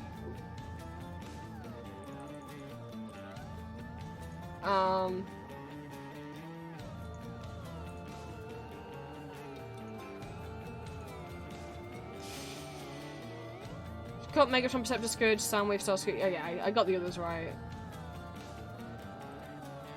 Sludge, I think, was actually replaced for a while, and I don't get why that's so mean. Yeah, also, this is how dedicated the Transformer Wiki is. You can look up any date of the year, and they'll tell you Transformers things that happened on that date. Do you want to know what Transformers things happened today? I can go look. What Transformers things happened in the past on this day. Oops, I spelled... okay, it's case sensitive. I made a typo. tfwiki.net/wiki/ month of the year. And it is the 29th of April. Transformers things that happened on this day. Steve Blum, the voice of Darkscream, the Autobot and Decepticon creator bots, Aligned Starscream, and Heatwave in Rescue Bots, and also Earthspark Starscream, is born. It's the voice actor's birthday. Richard Epcar, Robots in Disguise writer and voice of Armorhide and the voice of Skywarp and voice for Cybertron, is born. Oh, sorry, I should have said 1960-1955. On April 29th, 1973, Teng, I'm gonna butcher this, Teng Kujing, Chinese voice of Rattrap and Pterosaur, is born. In 1975, musician Jesse Malloy was born. I assume they did a Transformers song. 1978, cinematographer Jonathan Seeler was born. In 1986, on today's date, Gabor Joe, the Hungarian voice of Graham Burns, is born. 1998, the Beast Wars 2 episode Galvatron Revived premieres in Japan. 2002, Transformers The Original Series Volume 2 is released on DVD in the UK by Sony Wonder Maverick Entertainment. Like, they're keeping track of this. I love TF Wiki. 2008, Transformers Animated Volume 3 comic is released by IDW Publishing. 2012, the 4th and final day of BotCon 2012 in Dallas, Texas. 2014, Shout Studios releases the 30th anniversary editions of all 4 seasons of the Transformers on DVD in the United States. 2015, More Than Meets the Eye Issue 10 is released by IDW Publishing. 2015, the Robots in Disguise episode True Colors premieres in Germany. 2016, Takara Tomy releases Adventure TAF 40 Iron Jam and Bumblebee Kotetsu armor, TAF 41 Gravity and Optimus, Kurioku armor, TAF 42 Volcano and Grimlock Kazan armor, TAF 43 Barrett Thunder and Sideswipe Dengeki armor, TMC-01 Jetstorm, TMC-02 Slipstream, TMC-03 Dive Bomb, TMC-04 Aerorazor, TMC-05 Windra, who the fuck is... and TMC-06 Psychobat. The Adventure Promotional Minicon Burn is also made available at Toys R Us Japan stores with the purchase of 3,000 yen or more's worth of Transformers toys. 2016, the Robots in Disguise episode Overloaded Part 1 premieres in Hungary. 2017, the Robots in Disguise episode King of the Hill Part 1 and King of the Hill Part 2 premiere on Cartoon Network. 2021, Billy Hayes, voice of Mrs. Niederlander and Virginia, passed away at age 96. 2021, voice actor Kazuo Oka dies at age 3. That'd be sad stuff. 2022, a very brief early footage from Transformers Rise of Beast was shown at CinemaCon 2022. 2023, Takara Tomy releases Studio Series SS-101 Laserbeak and SS-102 Rumble. Who is Windra? Windra was... that was it. They were that toy one time. That's the only time Windras existed. They're kind of like a dragon thing. Same with Psychobat. Oh, was this is the RID. I can tell by the art style. I didn't like 2015's Robots in Disguise. 2001 Robots in Disguise is silly but fun. Skybite's from that. I could never hate it. I really don't like the art style. They give Wheeljack a goatee. Why does he have facial hair? He's a robot. Whoa, guys! Are you excited for tomorrow, April 30th? It marks the anniversary of when the first ever commercial for a Mr. Potato Head toy was broadcast on the US television. 1952, April 30th. The first ever commercial for Mr. Potato Head is broadcast on US television, becoming the first ever toy commercial to air on TV. Who knew? We learn things. You never know what you're gonna learn on a Prince stream. Now we all know that the first ever toy commercial ever created in existence, at least the first ever television toy commercial, was for Mr. Potato Head. The more you know. What happened on Transformers on my birthday? What's my birthday?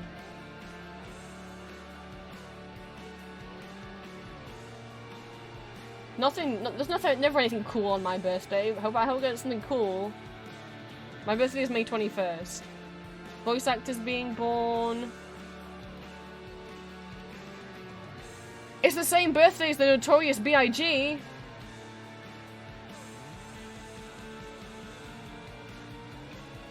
Just a bunch I don't know who these people voice acted.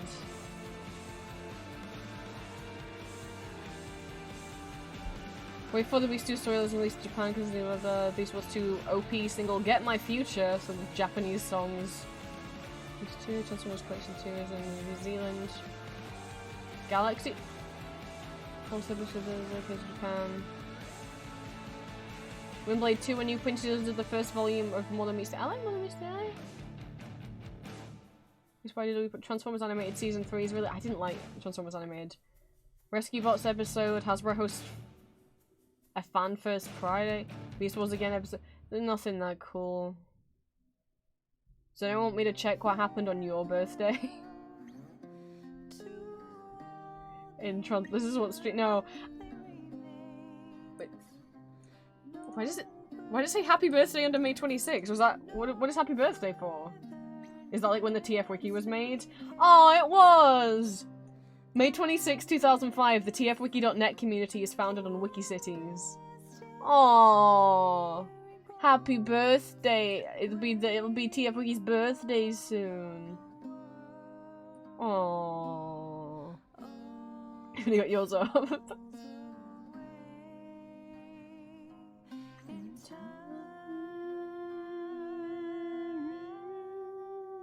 I know last week when I finished early I then played Hades Ghost of the Night, but I have a lot of work to do.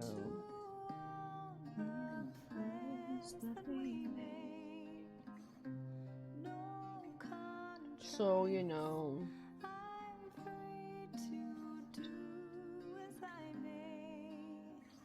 What was this guy's point? Which wrote the good one? Or the bad one? No offense if you like the 2015 Robots in Disguise. 2001 Robots in Disguise isn't I shouldn't say that it's good. It's just funny. It's kind of like, it would be mediocre if not for the fact that I think it's really fucking silly.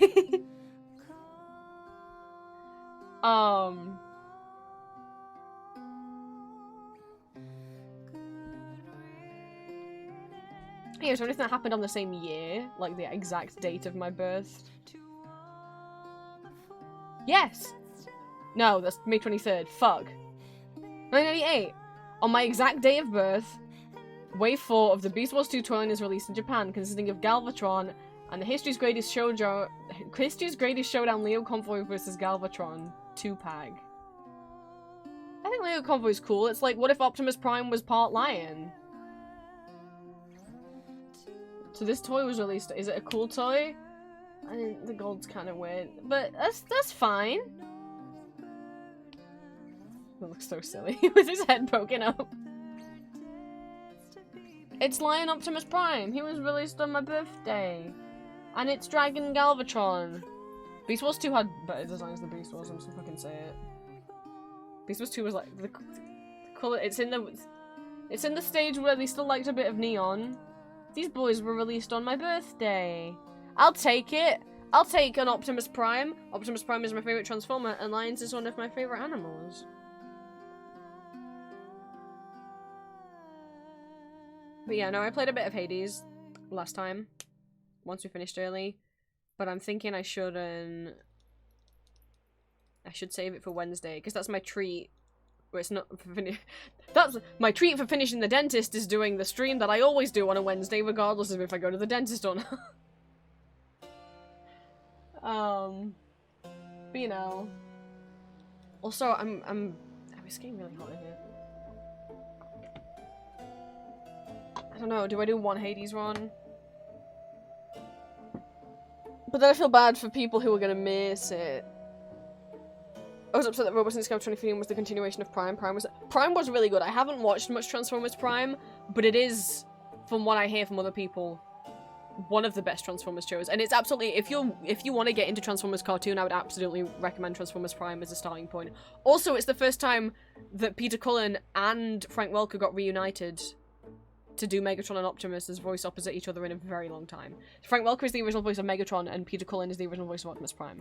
They've both voiced them characters a lot. Peter Cullen also voiced Optimus in all of the live-action movies, but Frank Welker did not do Megatron in the live-action movies. It was Hugo Weaving, aka Elrond from Lord of the Rings and Agent Smith from The Matrix. And then I think he didn't do all the movies. I think he just did some of them.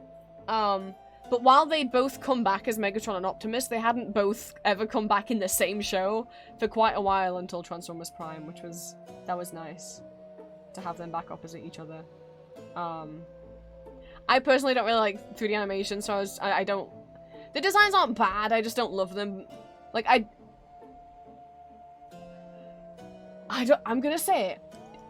This is my hot take. I don't like the Transformers Prime design of Starscream. I know a lot of people love him, but it's just purely I grew up with G1 looking Starscream. I grew up with red and black Starscream, not skinny Silver Boy. And part of the reason why I really didn't like Transformers Animated is like the skinny designs of Transformers weird me out. How is he gonna transform into a plane when he's so skinny? But I liked that they brought back RC. I liked that RC was in Prime.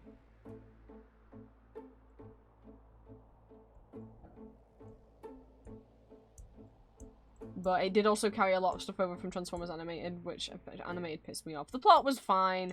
And the art style, well, okay, the plot was, Instead of making Optimus the leader of the Autobots in Transformers Animated, he's just some random guy who's, like, sent to, like, basically be in charge of a little group of, like, cleanup guys on Earth.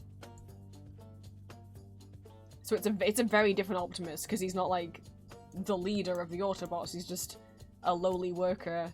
Which I guess you could say is, like, an interesting different dynamic. My thing with Transformers Animated is that I felt... I've talked about this before. It contributed towards my body dysmorphia because it decided to make a lot of the Transformers skinny, and the ones that weren't skinny had like corseted waists, and the only one that they decided to make quote unquote fat was an idiot comic relief character. And I've never been skinny. It made me very insecure about my weight as a kid. And that's not, you know, that's just my personal beef with the show.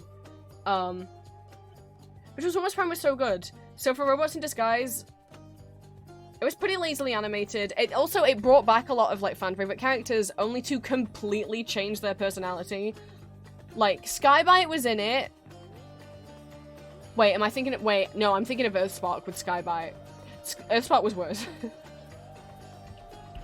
I think, hang on. Which one's it? No, don't take, which one's Earthspark? Is Earthspark? No, Earthspark's the current one. Earthspark's fine. Which was the Cyberverse? Oh, that's the one I'm thinking of. Robots in Disguise was meh. I don't feel like it needed to be a sequel of Prime. I just didn't like the designs. However, I apologize. I was confusing Robots in Disguise from 2015 with Cyberverse, Robots in Disguise is not that bad. It's not as good as Prime, but it's not that bad. I apologize. I was thinking of Cyberverse. I fucking hate this show. I hate it so much. They brought Slipstream back, which was interesting. Slipstream's from Transformers Animated. What happens in Transformers Animated is Starscream clones himself a bunch of times. He would totally fuck a clone of himself, by the way. Anyway, he clones himself a bunch of times. So instead of Thundercracker and Scout being different people, they're clones of him. So he clones himself like 8 times. And one of the clones is called Slipstream. And she's the only one of the clones who is a girl. So you do with that information whatever you would like. Something in Starscream, he didn't clone himself purposefully and gender bent it, just one of the clones ended up being a girl. Gender fluid Starscream. Anyway. Oh, but okay, Robots in Disguise is the one that made Grimlock green, right? Okay. Cyberverse Wheeljack can't hurt you. Okay. He can't hurt you. I'm reminding myself of this. He can't hurt me. But there were so many characters that I was excited for them to bring back. Only, like, Skybite was in it, but they made him just like a useless, like, blank personality idiot. Whereas, no, he's meant to, like, be into, like, poetry and shit, and be, like, really cool.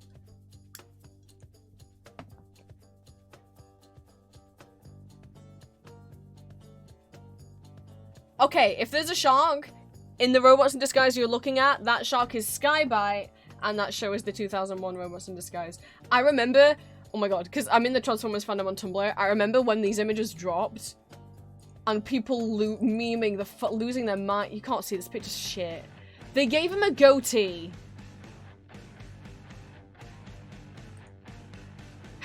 Oh my god, this post literally links to Roxanne Muffin. I love Roxanne Muffin's blog. They write, if you ever wanted not safe for work Transformers X Reader fix, or like, I don't think their ask box is open, but basically they would take X Reader requests for Transformers and write not safe for work Transformer X Reader. Feel free to go over there and look through their massive archive. They have years worth of stuff. Anyway, what the fuck is this? What is this? Why does he have a mustache? He's a... What is this? What is this? No! I don't mind Retcar's silly mustache, that's fine. Retcar's what is this? This isn't Wheeljack. It's not as bad as that. Oh my god. I was like, the Bumblebee reboot of the live action movies is so much better, and then the fucking, oh, the design, was it Wheeljack again? Hang on. I was like, no.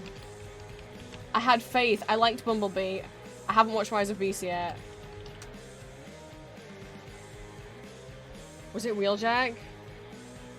Yes. Ugh, it makes me feel ill. Which is annoying because they already designed Wheeljack in the Bumblebee movie, and then they redesigned him for the Bumblebee movie sequel. Let me show you what Wheeljack looks like. So Cyberverse Wheeljack is pretty accurate, apart from the facial hair.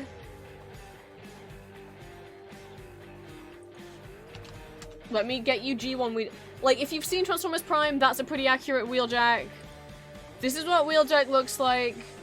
He's a scientist. In the original G1 comics, he makes the Dinobots. In Transformers Animated, they just find the Dinobots on an island, but in the original G1 show, he makes them just because, like, he wants to fucking see if he can. He's like, if a mad scientist was a good guy, but he's a little bit of a mad scientist. He also transforms into a very specific sports car. But the Wheeljack's whole thing is he has, like, the little... He doesn't have a mouth. He just has, like, these kind of lines going over his mouth. I'm not shitting on Rise of Beast, by the way. I've heard it's a decent movie. I think I might enjoy it. I can't stand this design. So this is what Wheeljack normally looks like. He has these things on the side of his head. He has this covering up his mouth, right?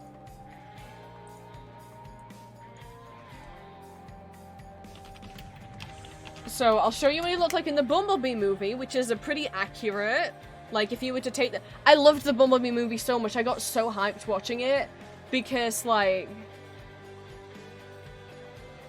that opening shot, I was like stimming, I was like a little kid who was just stimming and being excited because, like... it was just so many G1 Transformers. I was like, oh my god, Ratchet! Oh my god, Wheeljack! And they looked like themselves, whereas the Michael Bay Transformers never... you couldn't tell who they were. They never looked like themselves.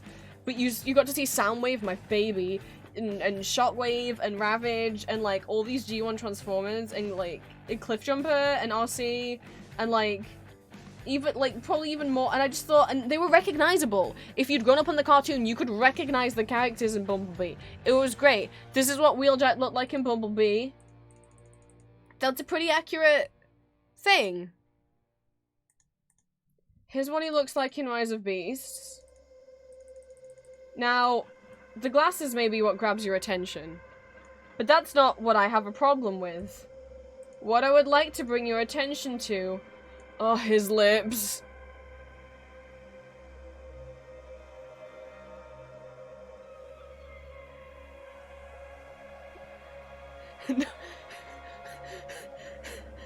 No! No, yeah, no one likes that. Transformers fan or not. What? No! No! What happened to him?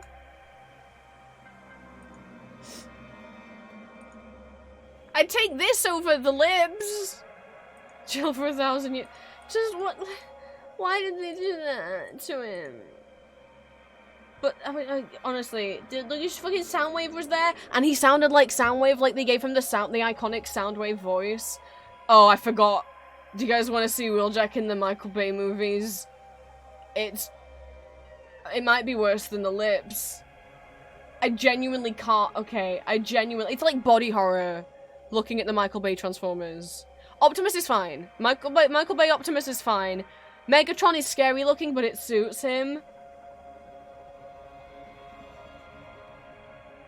They made Wheeljack, like, if a Transformer was an old man who was balding, like, had, like, Einstein hair, like, he's got hair at the side, and these teeth, or I think it's meant to be a mustache, he's got tiny glasses and human-looking eyeballs. And hair on the sides, but no hair on the top.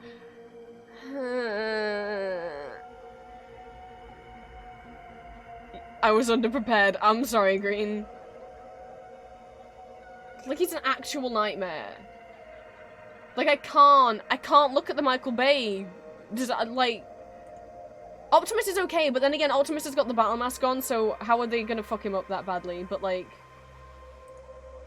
God... no! I mean, look at how cool...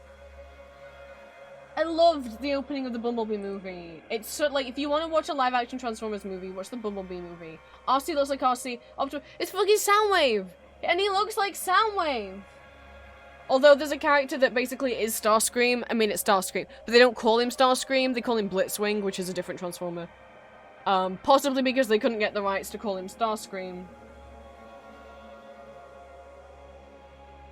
I will say, the one thing they did with Soundwave and Shockwave's designs in the movie, I don't hate this, it's just a decision. Shockwave especially. They gave Shockwave massive tits. Like, the proportions on Shockwave, you only see Shockwave for like one shot, and he's like, all tit, like...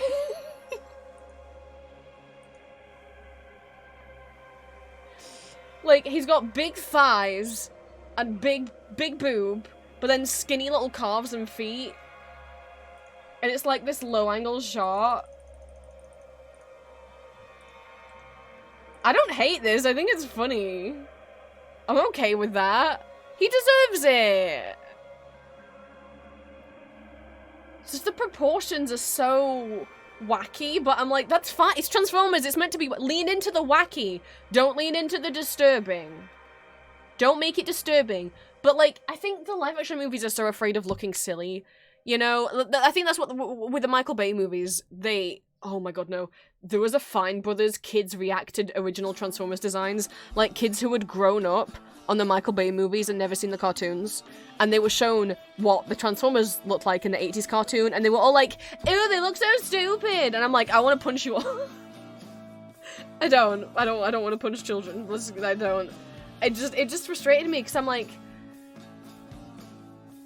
that's sad. Like, Transformers is supposed to be, it's supposed to be wacky. Like, I don't think Transformers should be taken too seriously. Don't get me wrong, I love the comics. I love the comics, and there's some plot lines in the comics that makes me cry. Because they get me so emotional. But they also let themselves have wacky moments, and they don't mind being colourful. Why do movies have to look like grubby sci-fi dystopias all the time? Things are allowed to be colourful, even if they're for, quote-unquote, boys. Let the Transformers be colourful. They don't all have to be grey.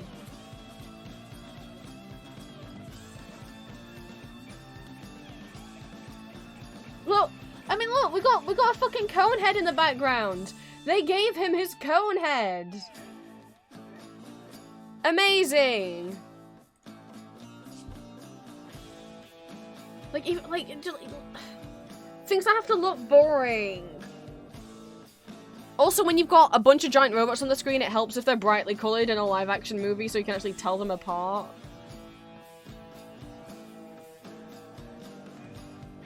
But yeah, some Shockwave designs... Oh, hang on.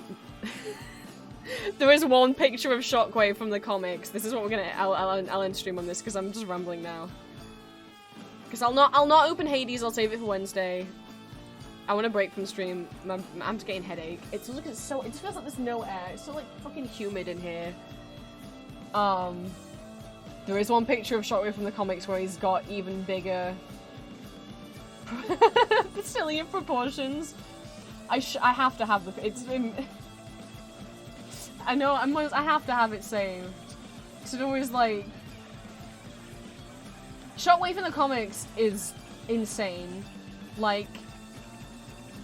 He was a senator alongside Optimus Prime. They were like boyfriends or whatever. And then he was like a good guy who was trying to fight against the current shitty government.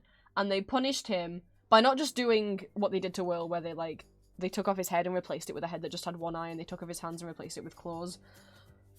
But they also did a thing that I don't know how to pronounce, but it's something like pneumosurgery. Plug your ears if you don't want to hear about gross Transformers stuff. Like, kind of body horror. So, basically, a neurosurgeon have, like, long needle fingers, and they remove... okay, like, genuinely, if, like... If ways that asylums used to treat patients bothers you or triggers you, do not listen to what I'm about to say. What they do to Shockwave in the comics is they remove parts of his brain, essentially.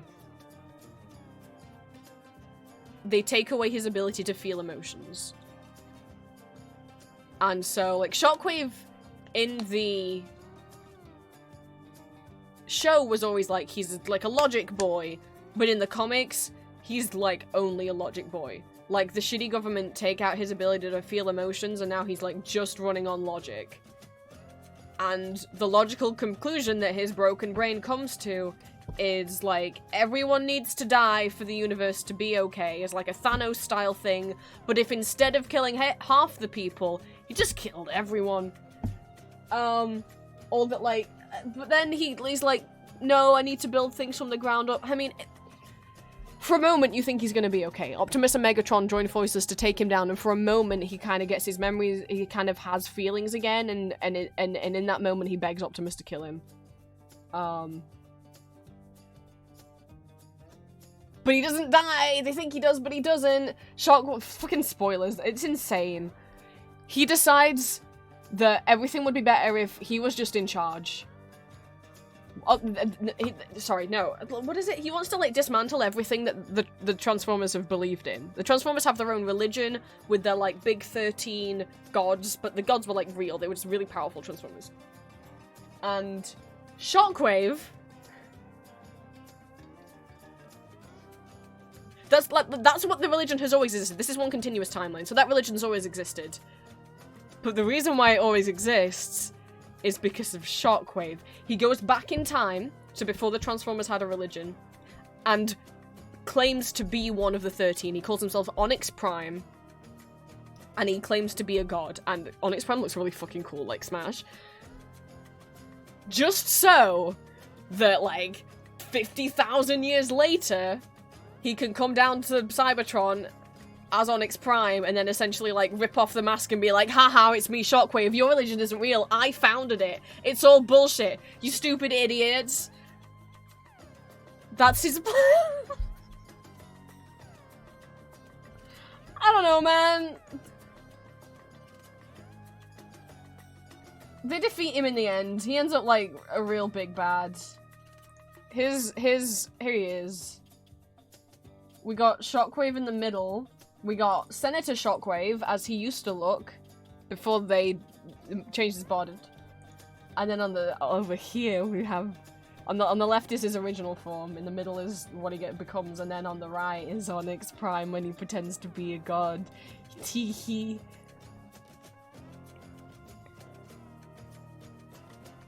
Tee-hee.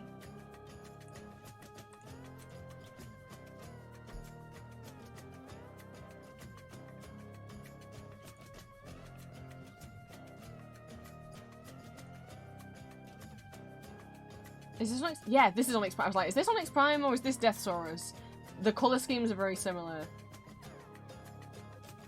But no, this is Onyx Prime because he has, like, skeletal teeth. Like, I'm just saying... Smash? Onyx Prime's the big one. He's got wings. Like Smash. That's, like, the perfect combination of me being a monster fucker and a robot fucker, like...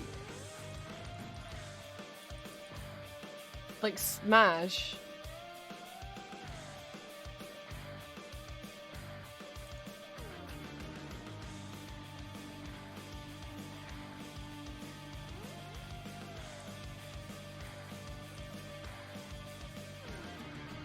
It's like Onyx Prime, he declares himself, like, in charge of all the Transformers that can transform into, like, animals. Anyway, sorry, I was just trying to find the picture where Shockwave has big tits. I didn't mean to make everyone sad. Transformers is such a... It's so much. Transformers can be anything and everything. It can be sad, it can be horror. I haven't even ever explained Sunder. We haven't even talked... If you don't want robot body horror, you shouldn't look up Sunder. But look at Onyx Prime. Isn't he pretty? Sunder appears in the Lost Light comics that I love. I'm not gonna show you a picture of him. He can, like, open his face plates to reveal, like, his kind of skeletal face and he doesn't have optics. So Transformers anatomy has different names. Hands are called servos. Eyes are called optics. You've looked Sunder. Oh, okay. He has his eyes taken off him because he's too powerful if he has them. Sunder's whole thing is he's a big scary boy, and he can, like, kind of mind control in a way.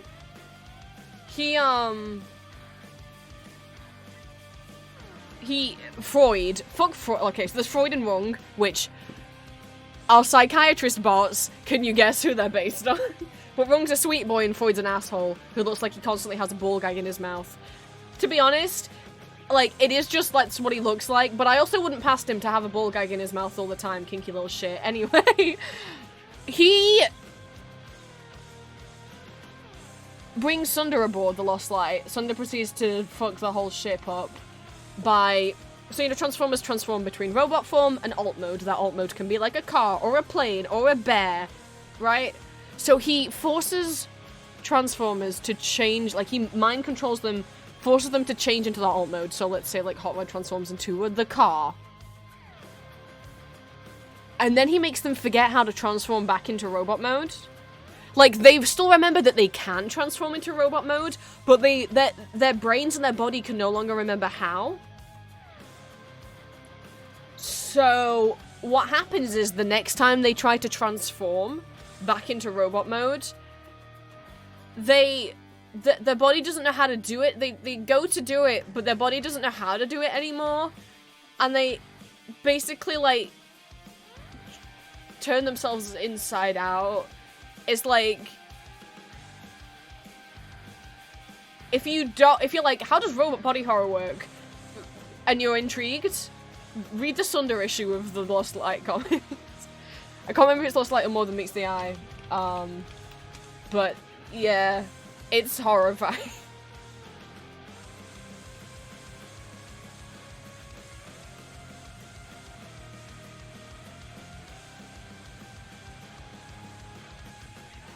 No, don't show me pictures where Freud doesn't look like he's wearing a ball gag, because that makes me sound like I'm a liar. They've redesigned him to make him look less ball gag-like. Now it looks like I'm how dare you, Google Images?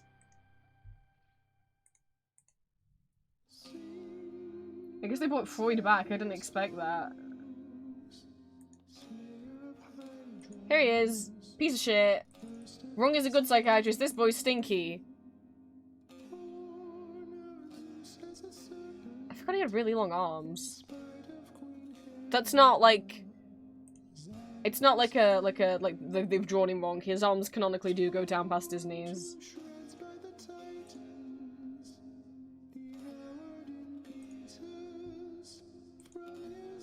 There he is, he's a piece of shit.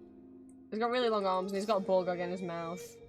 The things hanging around his neck are Sunder's eyes, because if Sunder got the eyes, he'd just be able to just kill everyone, probably. I'm not gonna show Sunder. You can look that up on your own if you fucking want. Oh god, oh, so maybe don't Google Freud. I didn't realize that the picture of Freud turning inside out was right there. It's... I can find, if there's a picture of Sunder where he doesn't look like the worst. Oh, that's the, okay, yeah, there's one where he looks silly. I'll show the one where he looks silly, but there's one where he looks like, I find horrifying, his eyes are like bulging, I don't like that. But this one's fine. Look, he just looks silly here. What a silly guy! Sometimes they draw a Transformer twice, and one time he looks horrifying and one time he looks silly. How silly is he? Don't look up other pictures of him. Don't do it. Unless you like the idea of robot horror.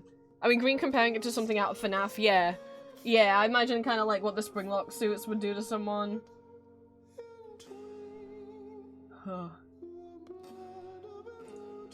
And this one's not so bad. He says shit like he can smell- oh, well, he doesn't have eyes, so I guess he is smelling them. There he is. He's very big, also. That's not the horrifying image, though. But he does say creepy shit like, because he can probably smell you. Oh, fuck, I forgot there was a worse image of him. I don't like wide-eye stuff or, like, hollow-eyed stuff or, like, pimpic-eyed. Like, it is just... It's like, they're bulging a bit more than I would like. Or even some of the frames where he doesn't have his eyes with his... But his eye hole's, like, wide and his mouth's wide. I don't like that. I was gonna read out what he says, but that's in Portuguese.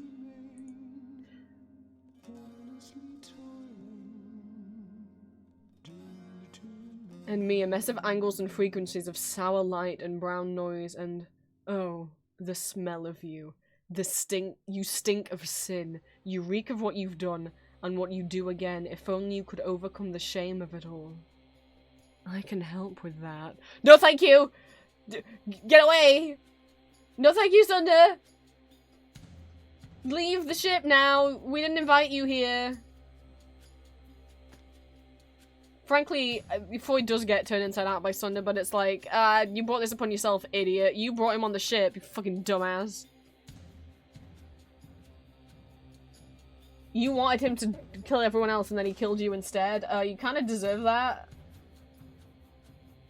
I don't feel sorry for you, Freud. Anyway, I was trying to find Big Titty Tom. I'm not even gonna be able to find the image, and if I do find it, it's not gonna be as funny as I remember it. And we're all gonna be like, wow, Prince, you really wasted our time today.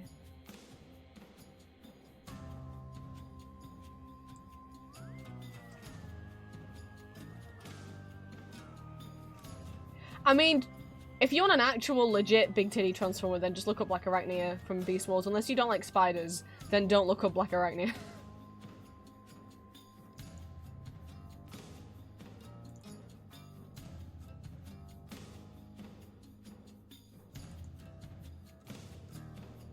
Okay, you know what? I just saw someone, I'm like, okay, lips have been done okay in Transformers once, and that is Overlord, because he does a funny kind of running gag that he has these big lips. He's the only one who's allowed lips.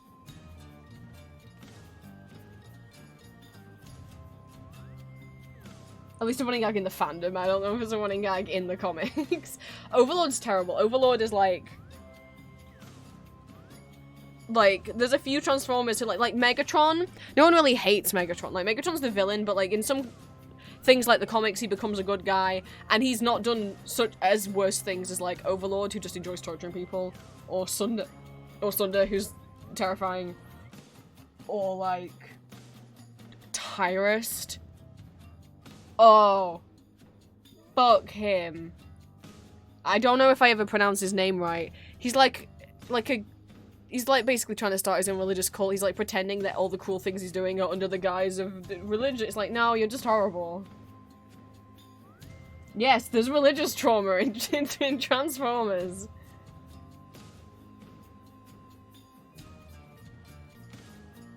I found it. Oh, that's why it looked like he had such a... Because his head's so tiny. Okay, let me find a normal picture of Shockwave. Okay, it is pretty silly. His head's so small. Here's regular Shockwave. He's always been a big busted girl. Like Whirl. Whirl's got a pretty big bust too. So this is Shockwave. He transforms into like a spaceship kind of craft plane thing. Throughout the original G1 comics, he's like stays on Cybertron. He's kind of a science boy.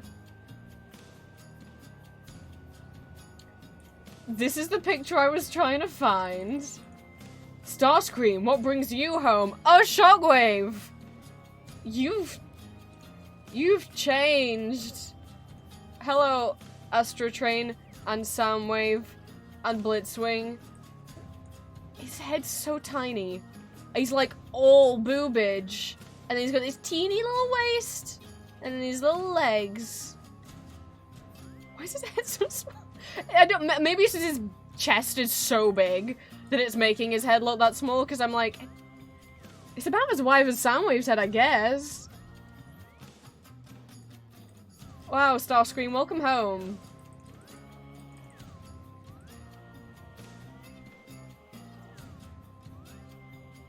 I've never seen anyone draw his head so small and his chest so big. Like,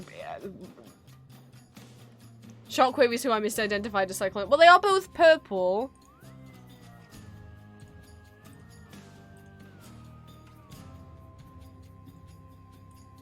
If I'm gonna show you Overlord, I have to find the silly images. If you search Overlord, it's gonna come up with so many memes.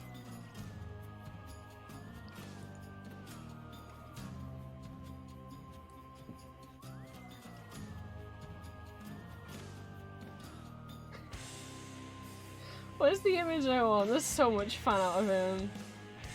Where's the silly one? You know what? I should just put Overlord lips. Give me what I seek. But like, Overlord's lips are giving like, they're giving like a Frankenfurter kind of vibe. Like, so it's funny.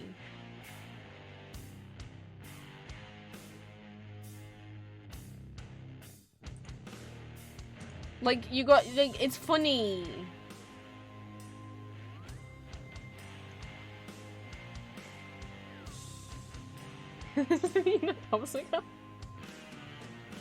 Yeah, that's the kind of stuff I wanted. Oh, that's the one. This is the one. This is the one. This is the one. I need my Overlord lips compilation.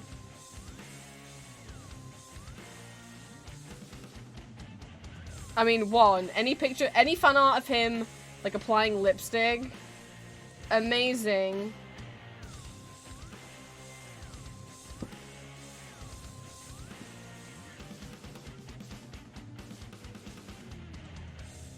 Or like doing the sleigh pose.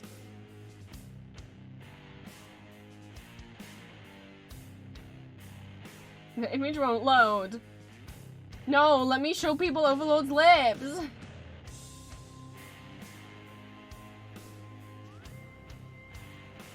They've got to see that a Transformer can have lips and it not look horrifying.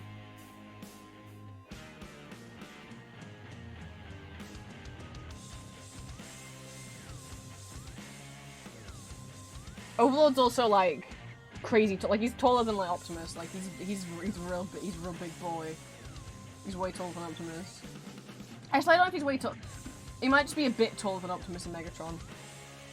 Oh, he's taller than Tarn. Oh, and Tarn's taller than Megatron. Okay, he's not that much taller than them. This image won't load, and I am sad. It's probably because I've been streaming for too long. My PC's freaking out. It's just loading infinitely.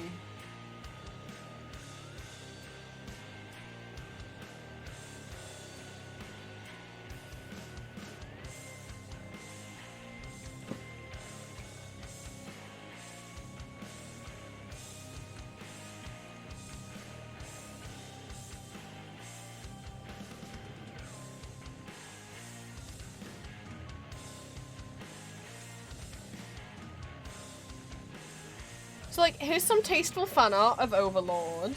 You may be like, oh, Prince, I'm sure that's an exaggeration. And no, yeah, it is. Sort of.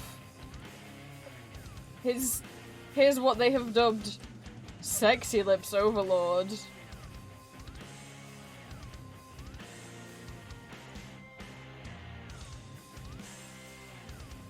You can really see him on like this one. Most Transformers do not have lips.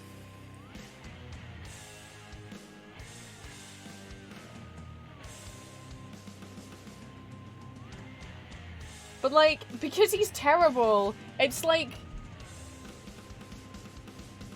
in a Frankenfurter way. Like that's the vibes he gives. But, well, I don't know if you could argue if he's worse. But they're so pronounced! There's so much fan art of him applying lipstick. I love the Transformers fan.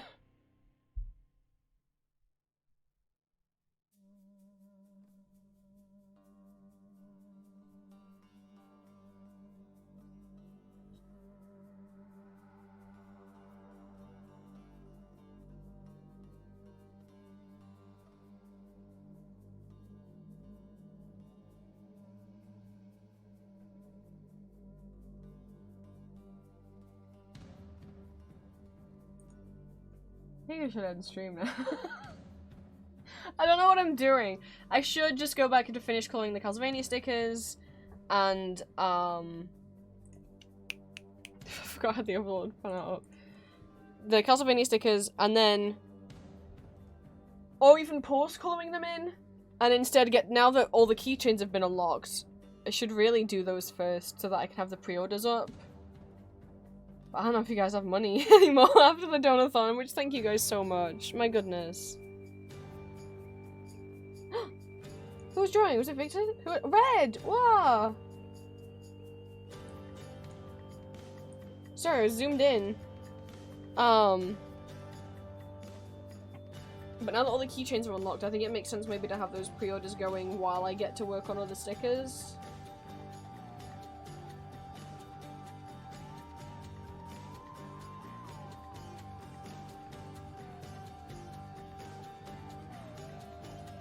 Once I open the pre-orders, the longest you can have a pre-order period for open for on Etsy is like 10 weeks.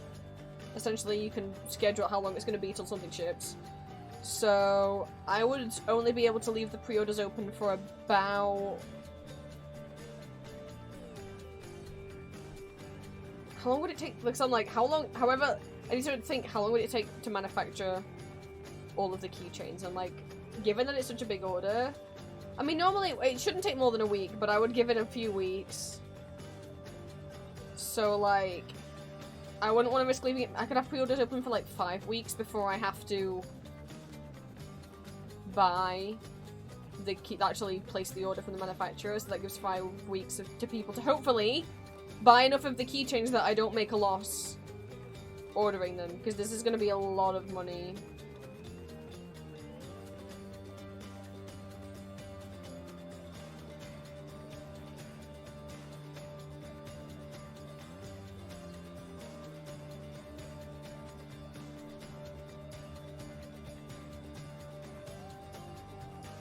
don't know if I should start working on the keychains or I should finish colouring the Castlevania stickers, because I can't post the Castlevania stickers until the TV show stickers and the Nocturne stickers are also done, because some people want to, you know, mix and match from between the different versions.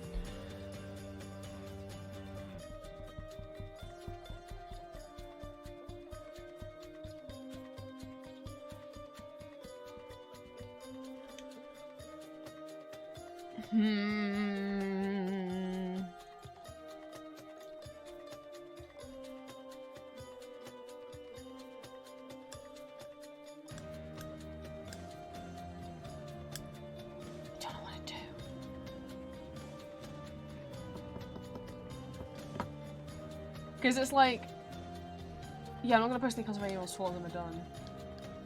I guess I'll pause on the Castlevania, get the OC ones out. Because some people only want to order the OC ones, and then at least maybe I'll get some Etsy orders this month. No, I mean, I want something new up on it. At least I want to at least make a new Etsy listing once a month, you know? I don't know how long it's taken me to draw these. I was getting to a point with the Castlevania stickers where I've been able to get like 12 drawn a day.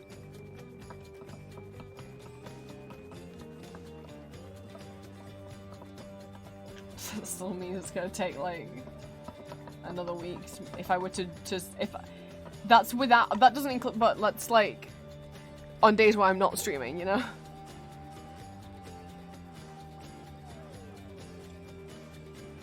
Yeah, I'll probably get to work on the OC stuff, get that up, and then at least there's something up. And hopefully people have monies to afford them. At least the keychains. I don't want to be out of pocket with those. Not when I'm trying to move. Hopefully the sales of them can help fund the move. Yeah, I'll start the work on the OC stuff. I'll see you guys for Hades on Wednesday. I was gonna say for Wednesday. Tomorrow I'll be packing up Etsy orders as well as drawing, and I'll probably record tomorrow morning as well. The next day I'm gonna be making keychains tomorrow. I'll be packing up Etsy orders, making keychains, and I'll probably record in the morning. Wednesday, and I'll be not thinking about the fact that I've got the dentist on Wednesday morning. So I'll do that, and then I'll get to play Hades as a treat. I just get so anxious. It's just because the last few times I go into the last time I had a normal checkup at the dentist.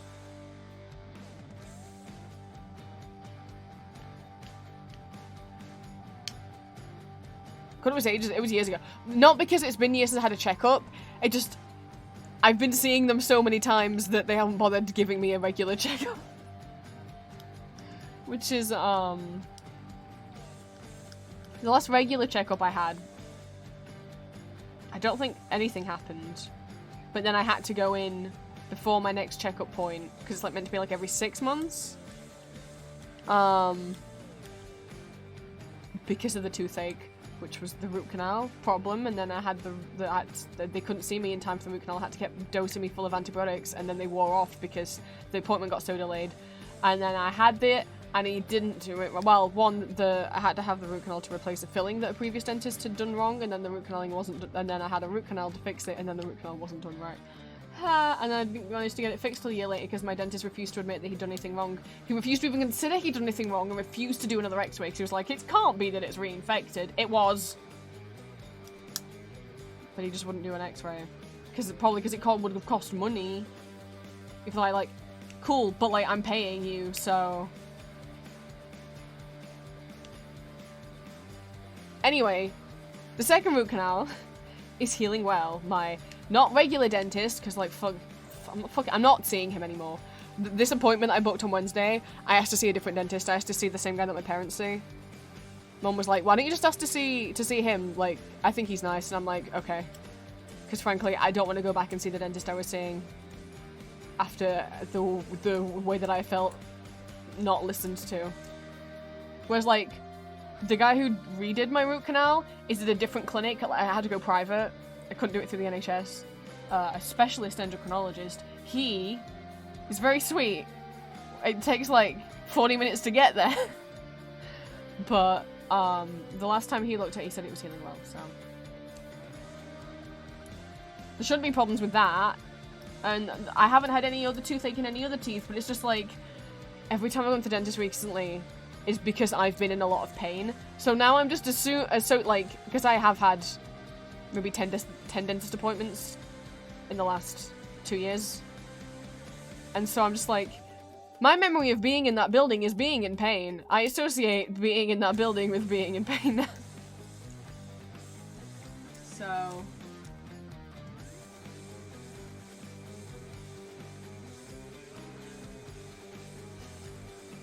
hopefully, they tend to run really behind, but because it's a morning appointment, it's like 10:30. Hopefully they won't be that behind. Like, if I have an appointment there at like 2 in the afternoon, they'll see me at like 3. But if you don't get there at 2, then you don't get your appointment. But hopefully because it's 10:30, they won't be running too late. And maybe my dad said maybe we could go to the grocery store across the road after. And then I could buy something nice for lunch. And then I'll come back and I'll see you guys. And I'll play Hades. That's the plan. I'm just trying not to think about it, otherwise I'll get really anxious. Once it's over and I'm out, that'll be fine. I don't want them to tell me I need like another filling or something. Like, fillings aren't scary, I'm just like, I don't want to do this anymore. And money. I'm saving my money. Hopefully it goes well.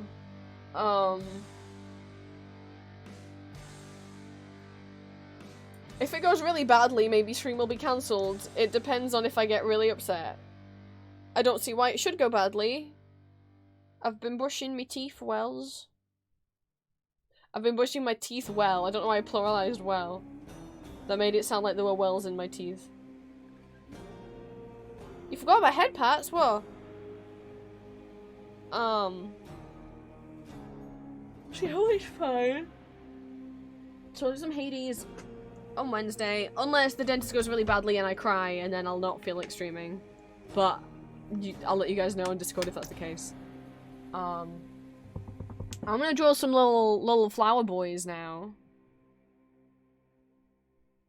So I have to work out the side profile of everyone. Actually, it shouldn't be too much work to work out the side profile of everyone, considering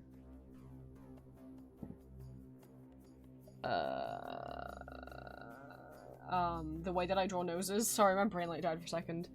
I'm thinking about the dentist is why I'm getting anxious now. The way that I draw noses is as if they're inside profile even when they're facing forward. I just don't like drawing side profiles because I don't like drawing side profile mouths.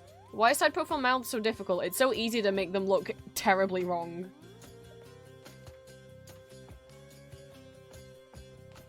More babies for the collection? Yes. So I'll work on... That's true. I should first work on... I'll do the goobers of Ellis. Not Ellis. Fucking... I'm gonna draw goobies of Valentine and Father Hawthorne. And pixel chibis of them.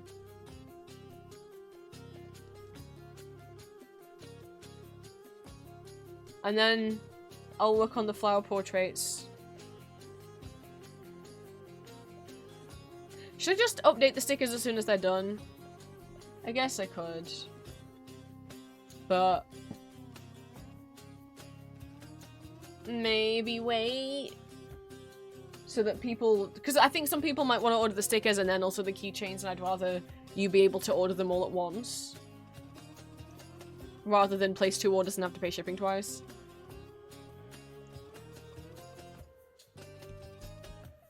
Sorry to get the nose wrong, so yeah. So thank you guys for stream. Thank you so much guys for drawing with me. I didn't draw anything. Thank you guys for drawing in Magma. And letting me ramble about Transformers again. That wasn't in the plan. I'm gonna get to drawing.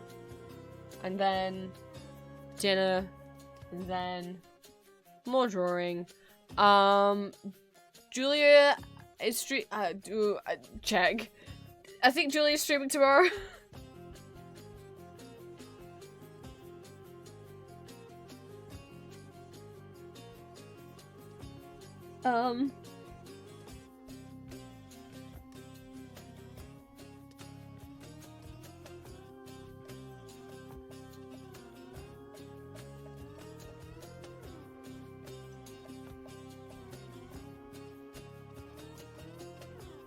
I should know this.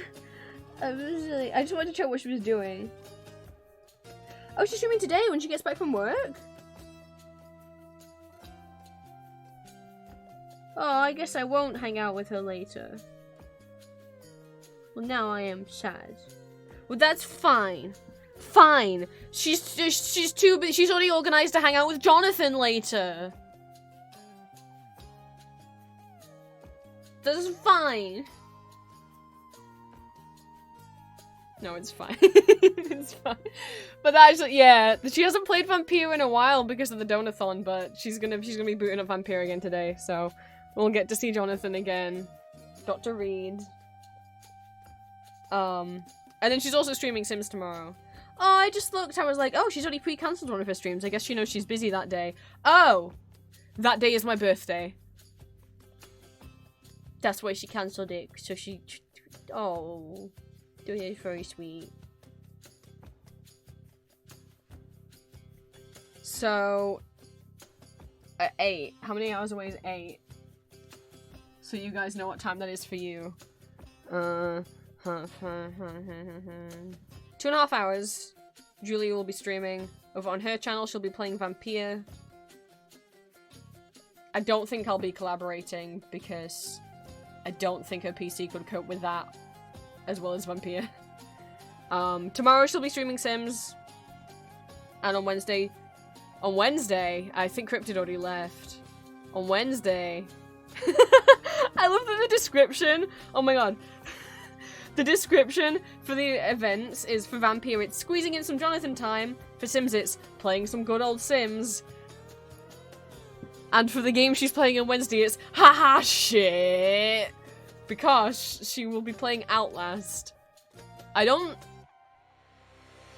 She's watched people play Outlast. I don't know if she's personally played Outlast herself. She'll be playing Outlast and then also Whistleblower. Scary game. I mean, Vampire's a little scary, but it's vampires and stuff, whereas Outlast is actually, like... I don't think Vampire's classed as a horror game. You play as a vampire and, like, people are fighting you, but I wouldn't class it as a horror game. Outlast is a horror game, so if you might want to check the trigger warnings for Outlast, because the kind of premise of Outlast is, like, inmates, that's the word.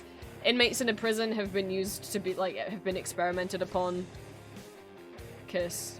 the scientists are like, oh yeah, who fucking cares what happens to them, you know? And so they've been mutated. If you don't want to see some body horror and, like, abuse of prisoners and... I don't know what else happens in Outlast. I'm only familiar with Whistleblower, which is the DLC. Because that's what has Waylon and Eddie in it.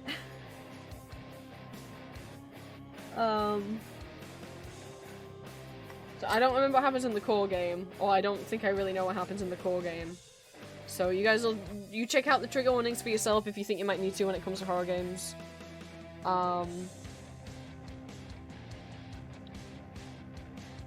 So I will see you guys in chat at least, in Julia's chat later for Vampire. I'll be watching the stream. And I will see you guys live again on Wednesday after the dentist. Hopefully, if everything goes well at the dentist, if it goes really bad and I come home crying, then maybe I won't. But maybe I will to cheer me up. I don't know. I'll let you guys know.